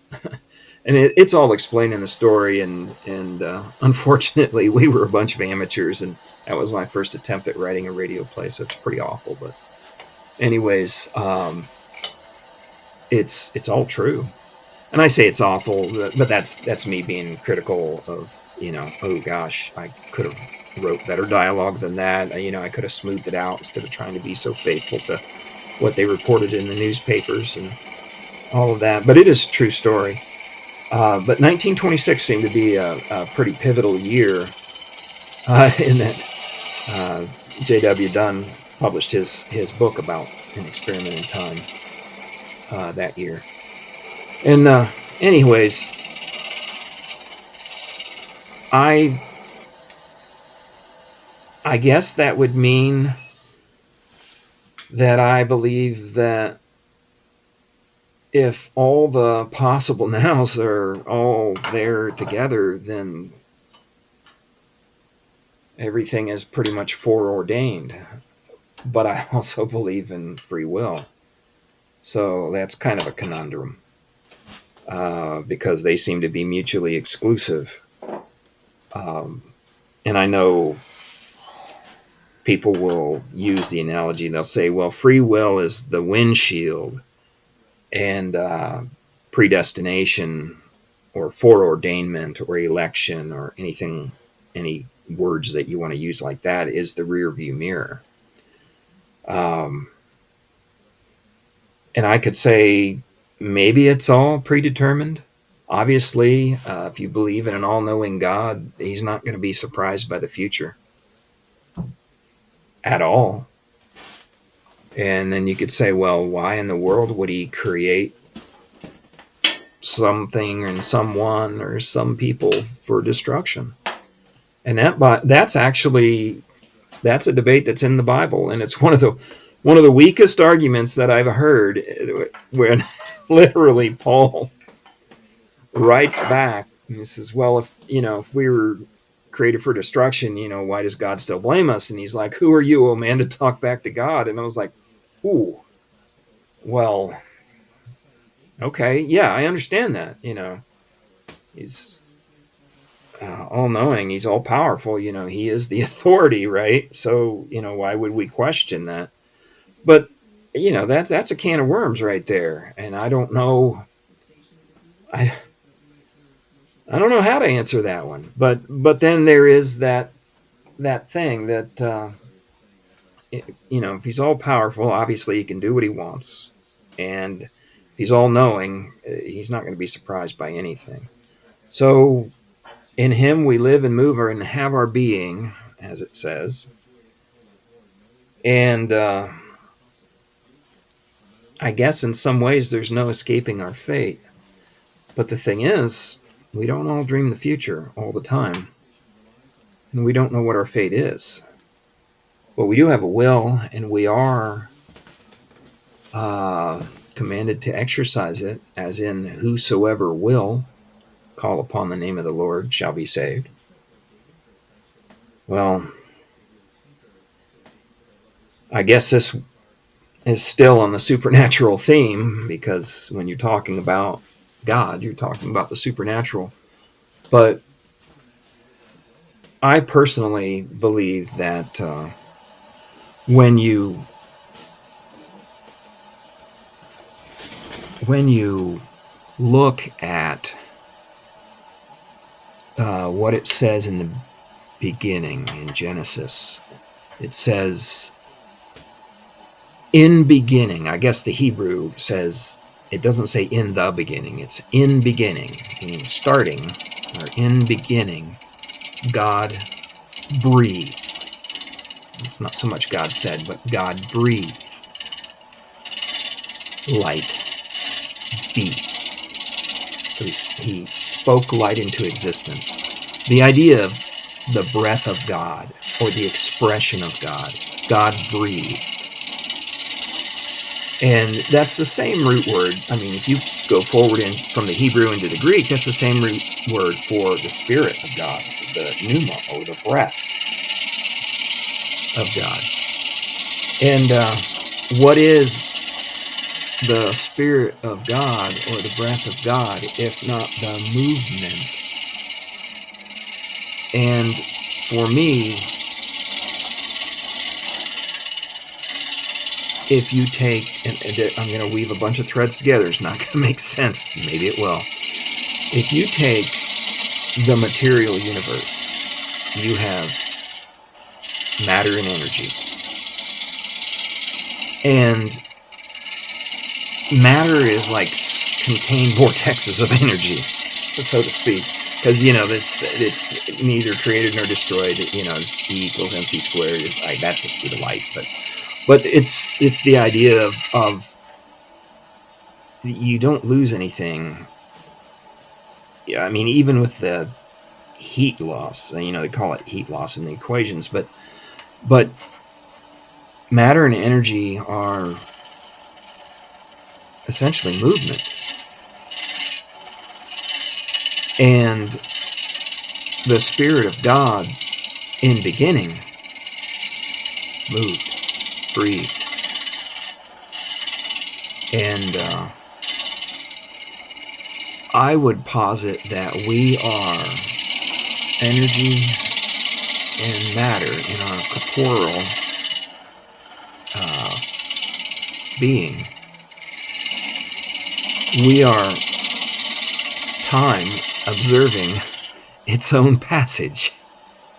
And maybe that's what consciousness is. So you have time, consciousness, and the Spirit of God.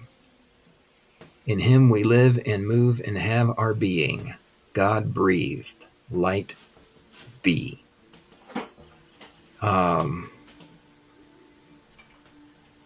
So all of this motion leads me to the idea of there's an ocean and we're waves in it.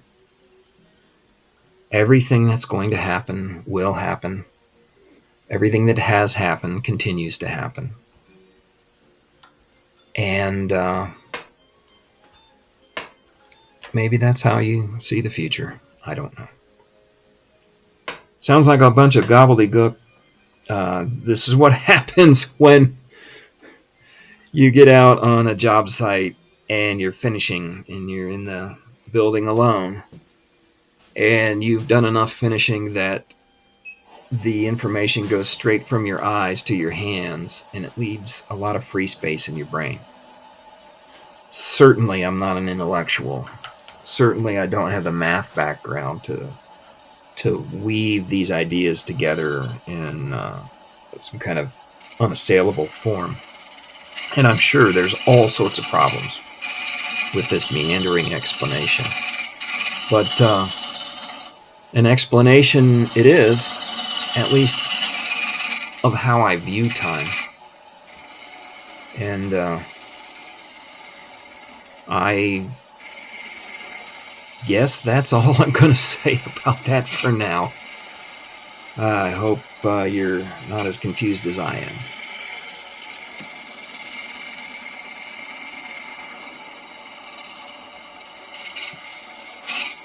I left out one simple thing, and that was my actual definition of time. And I've said for quite a while that time is the incremental measure of movement. It's the measure of change.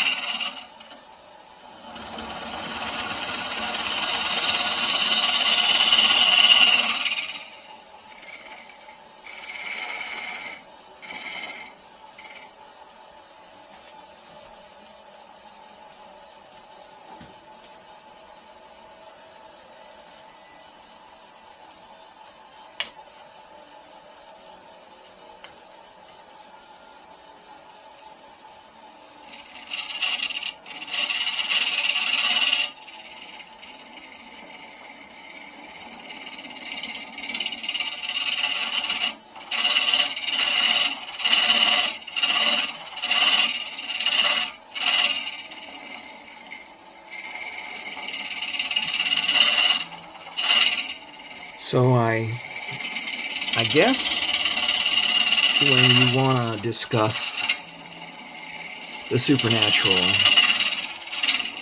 you're going to touch on themes like, the definition of time, being able to, see the future. You're going to touch on I guess the metaphysical and the nature of God, if God exists, and if so, then what is God about? All the rest of that. And I have no intentions of getting theological here, but I've talked about the Spirit of God, the breath of God, and all of this stuff is based in the years and years and years that I spent immersed in the Bible. And then there's been quite a bit of time since then for that to all percolate, but I haven't continued my studies in any serious way for quite some time. So who's to say that I'm remembering passages correctly or understand the context or anything like that? So take what I say with a grain of salt. I'm not necessarily trying to espouse a particular dogma, excuse me, as in the sense of, an ideologically strict doctrine, that kind of teaching. I'll leave that to others who are much more deeply immersed and have done better homework than me. But when you talk about, the nature of time and the nature of God and all the rest of that, then obviously you're going to run across the nature of consciousness. What is consciousness? What makes up consciousness? Is it simply a physical phenomenon? Is it, again, another construct, or is it something else entirely? And I guess I would say that a lot of the work that is done studying consciousness seems to come at it from a very, I don't want to call it reductionist, because I might not be using that word correctly. I guess from a very materialist point of view. A lot of math is involved, scientific inquiry, kind of the rigor of the scientific method in how people want to frame the question of consciousness. And,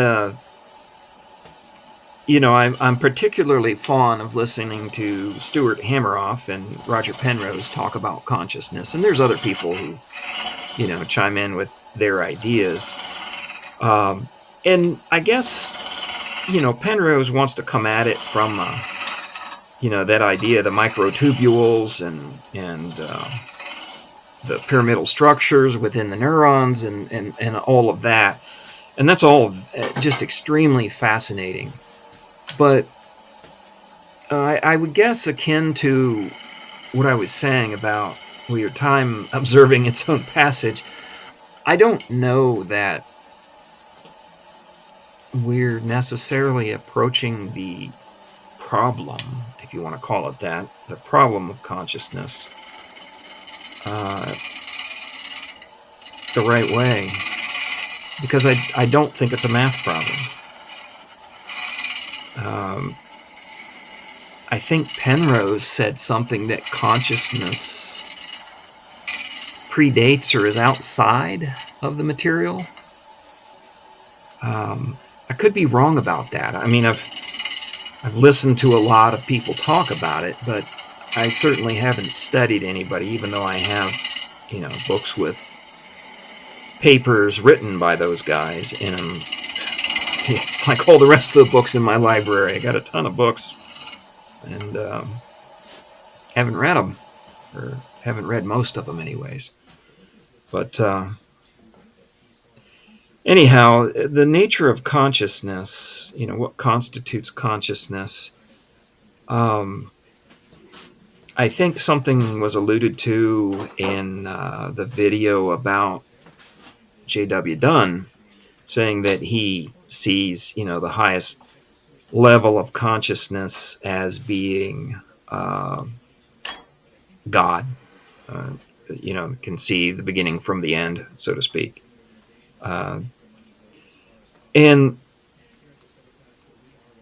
I kind of think, in a way, our understanding of consciousness is kind of funny, because I remember growing up, we were taught in school, I mean, it was a specific lesson that was taught, that animals are animals and people are people, and the difference is, animals don't have consciousness and we do. And we are thinking. And for us to attribute any anthropomorphic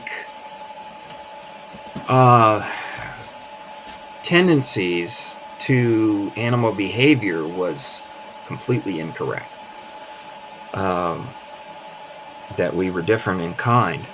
And nowadays, it seems like the very opposite is being taught.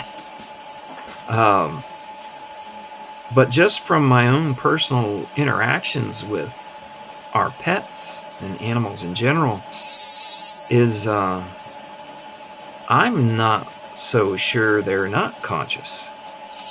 And I know that some people, they'll say that consciousness is like a spectrum.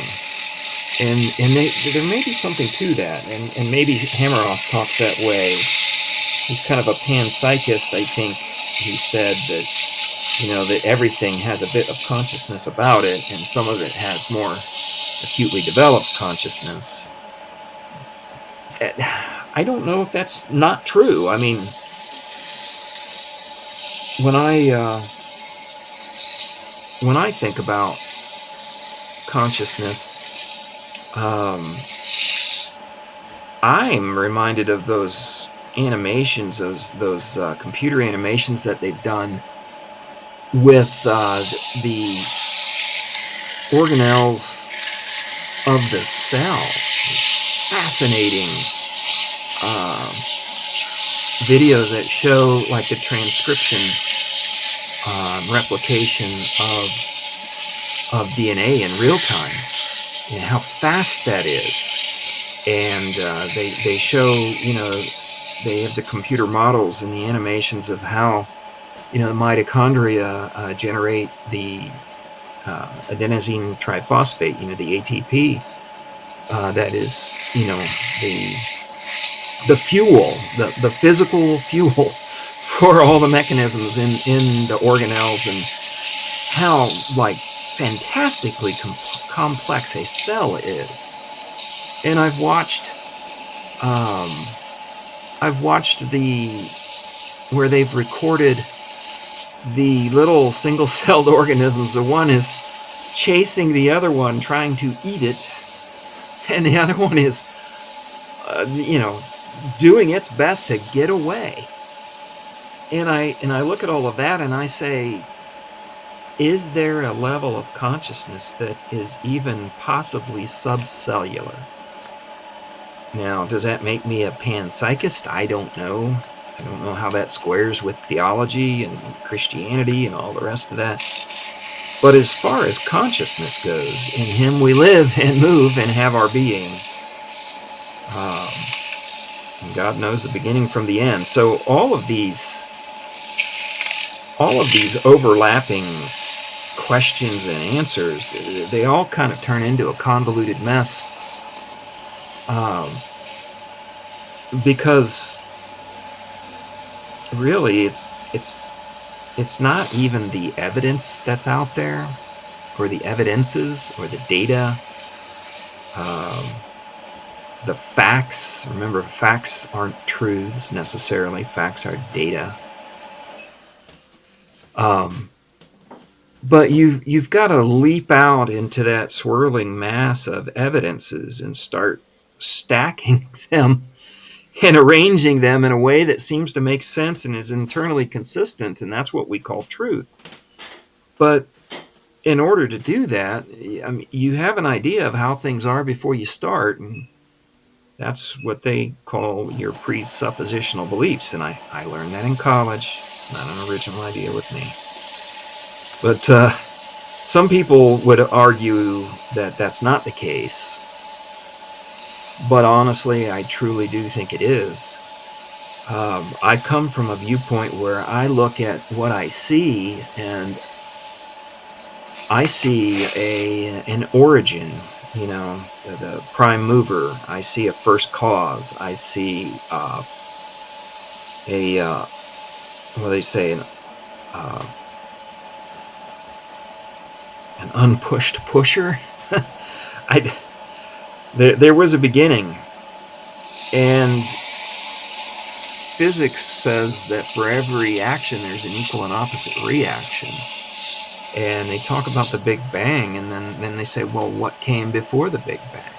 And then people say, well, it was an oscillating universe. And it says, okay, well, that's fine, but you've just kicked the can down the road. And the very same people who would say, you believe in an eternal God? Well, who made God? And it's like, well, God's immaterial. It's not made in the sense that you would think. But you can turn around and say, well, how did the universe come to be? And it just always has been. It is, and it always has been. Whether it oscillates or it's an eternal universe or whatever. And it's like, you are saying the same thing as the theologian who says that God is without beginning and without end. And is the prime mover. So there's all sorts of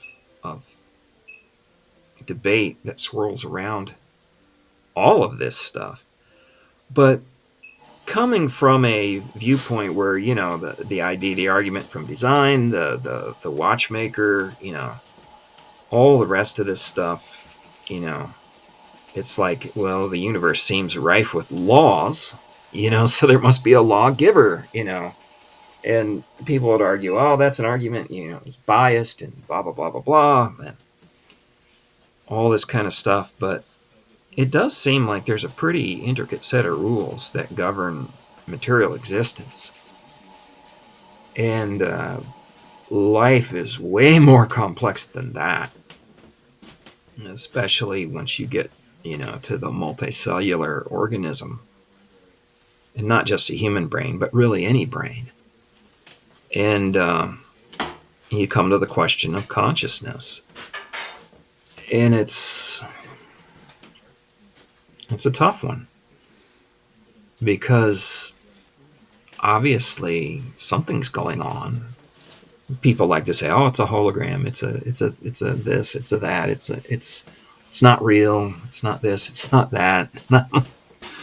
Well, it's fine, but we're all here questioning our existence. It seems like a very silly thing to program into a computer. If the orders of magnitude of complexity that you have to imagine to say that everything's a hologram because it seems to be a hologram, the orders of complexity that you have to imagine over and above that, what's projecting this hologram? What kind of computer program would simulate this? Isn't it just a little bit easier to say God? I know. Yeah, you just don't want to think that hard, do you, Rob? Well, I've tried to think that hard, but I'm not a math guy. I was really good at math, but I was slow at math. And at a certain point, when you're slow at math, you're not good at math. And geometry was like a duck to water for me, but algebra was like a foreign language. And so maybe that's my bias is the math gets to be too hard, and I very much appreciate the efforts of those people who are really good at it to try to explain and discover and explain and master, you know, the laws of nature um, via math. Um, keep on keeping on, brother, sister, because you're not going to get any help from me in that category. It's much simpler explanation for me to say that there is a consciousness, the highest level, that has thought or spoken all of this into existence. And if that's the case, then, when you look at the art, it tells you something about the artist. And, this is one of those things that, as much as I've looked into nature and in the nature of things, the nature of consciousness,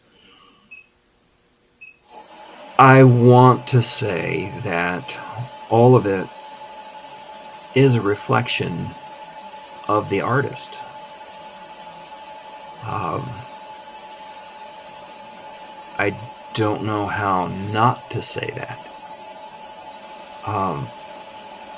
Can we know something, being finite, mortal beings? Can we know something of the immutable, unknowable, all knowing infinite? Um, in a very derivative way, I suppose. But that's if you believe that God, in the sense of the eternal, ultimate reality, creator of all things, uh, would create something that wants to know its maker. And that would be us. I don't know how we would do it other than through conscious exploration of the evidences all around us. Why would a all-knowing God that's complete and without need do something like this? I don't know. I don't know. But I would like to think that since light is, and life is, and the material universe is, no matter how chaotic, random, severe, harsh, and cruel it seems, I would like to think that there is a benevolence in creation, and it speaks to the heart of the Creator. And that being the case, I want to know this one. And so I think these thoughts and come up with ideas about time and try to understand why I have dreamt the future and why other people can do the same. And try to understand the nature of truth and really the true nature of the world. And I don't have any real answers other than to say, Jesus loves me, this I know, for the Bible tells me so. Little ones to him belong, they are weak, but he is strong. That's pretty simple.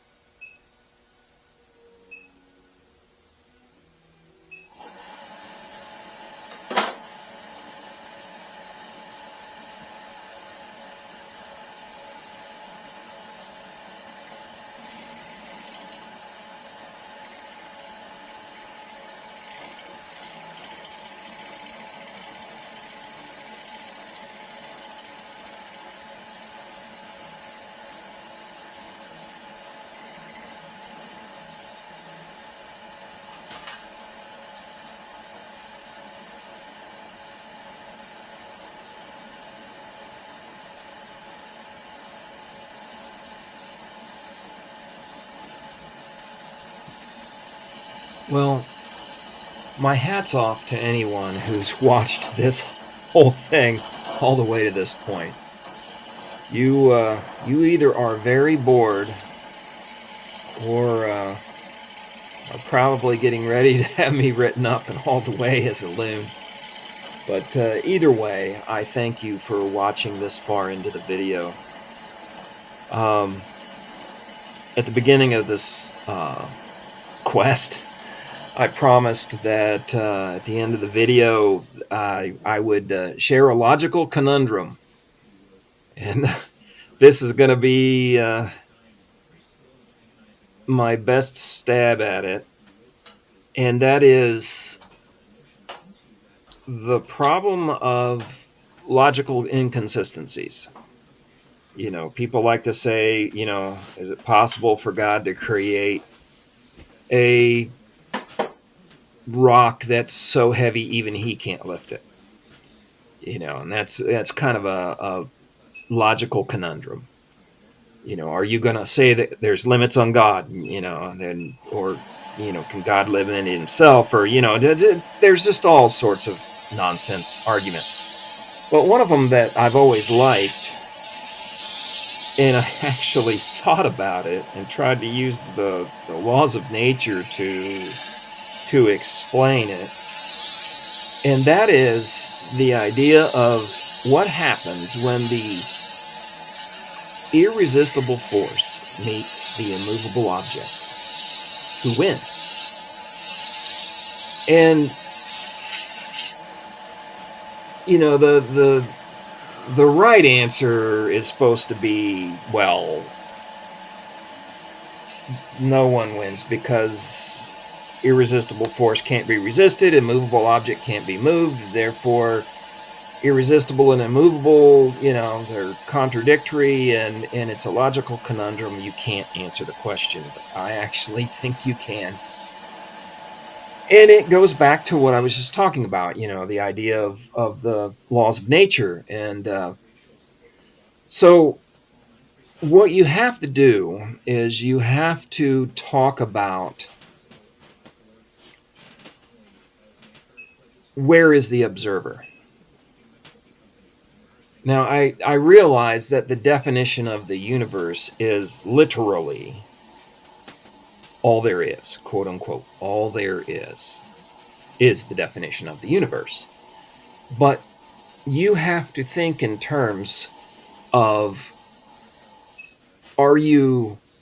is your observation point within the material universe?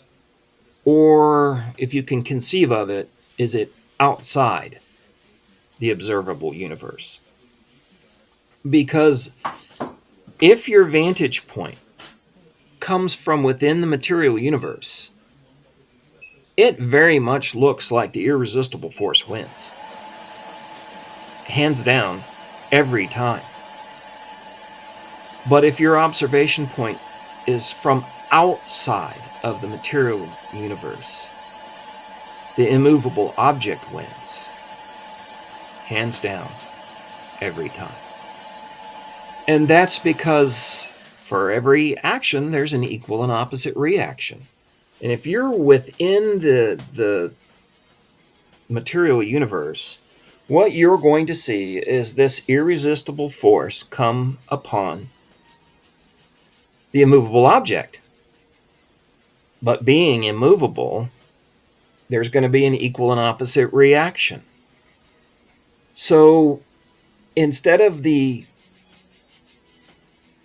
irresistible force moving the object, it moves the universe in the opposite direction. So if you're within the universe, it looks like the immovable object is being swept along. Inertia being what it is, the force in overcoming inertia and pushing and, getting up to speed. And I almost think of it like where I've seen like a boat motor in a 55-gallon drum with water in it. You put that motor in there and they fire that thing up and they put it in gear and that propeller starts. And inside that barrel, that propeller is moving everything, but that barrel is stationary. That motor's not going anywhere. But boy, if you're in that water, you sure do feel like something's happening. And you would probably get the impression that the irresistible force is winning. But when you get outside of the material universe, if that were conceivably possible, what you would see is you would see exactly that. You would see this irresistible force pushing against this immovable object, and the object's not going anywhere. But the whole rest of the universe is streaming by at a faster and faster clip as it builds momentum. But the object's not going anywhere. So there you have it. My attempt to answer a logical conundrum by saying it's a matter of perspective. Oh my goodness, please don't take that to mean that I say all truth is relative, because that's a whole nother conundrum. But anyways, that's like a bonus thought. And if you watch as I sand the bottom of the bowl, once it gets off of the faceplate and onto the belt sander, you'll get to see a little bit of that action. And actually, at the 2 hour and 45-minute mark, you'll get to see action and reaction. So enjoy.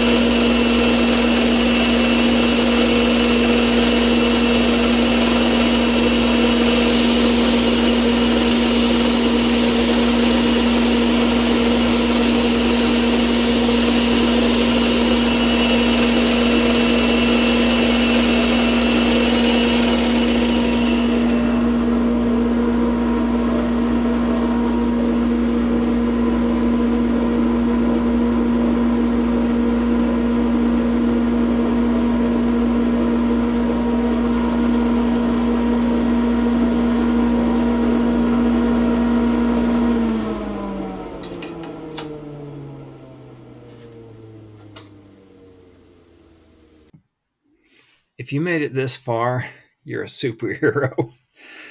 I appreciate you watching, and hope you have just a terrific rest of your day. And I'll talk to you later. Bye now.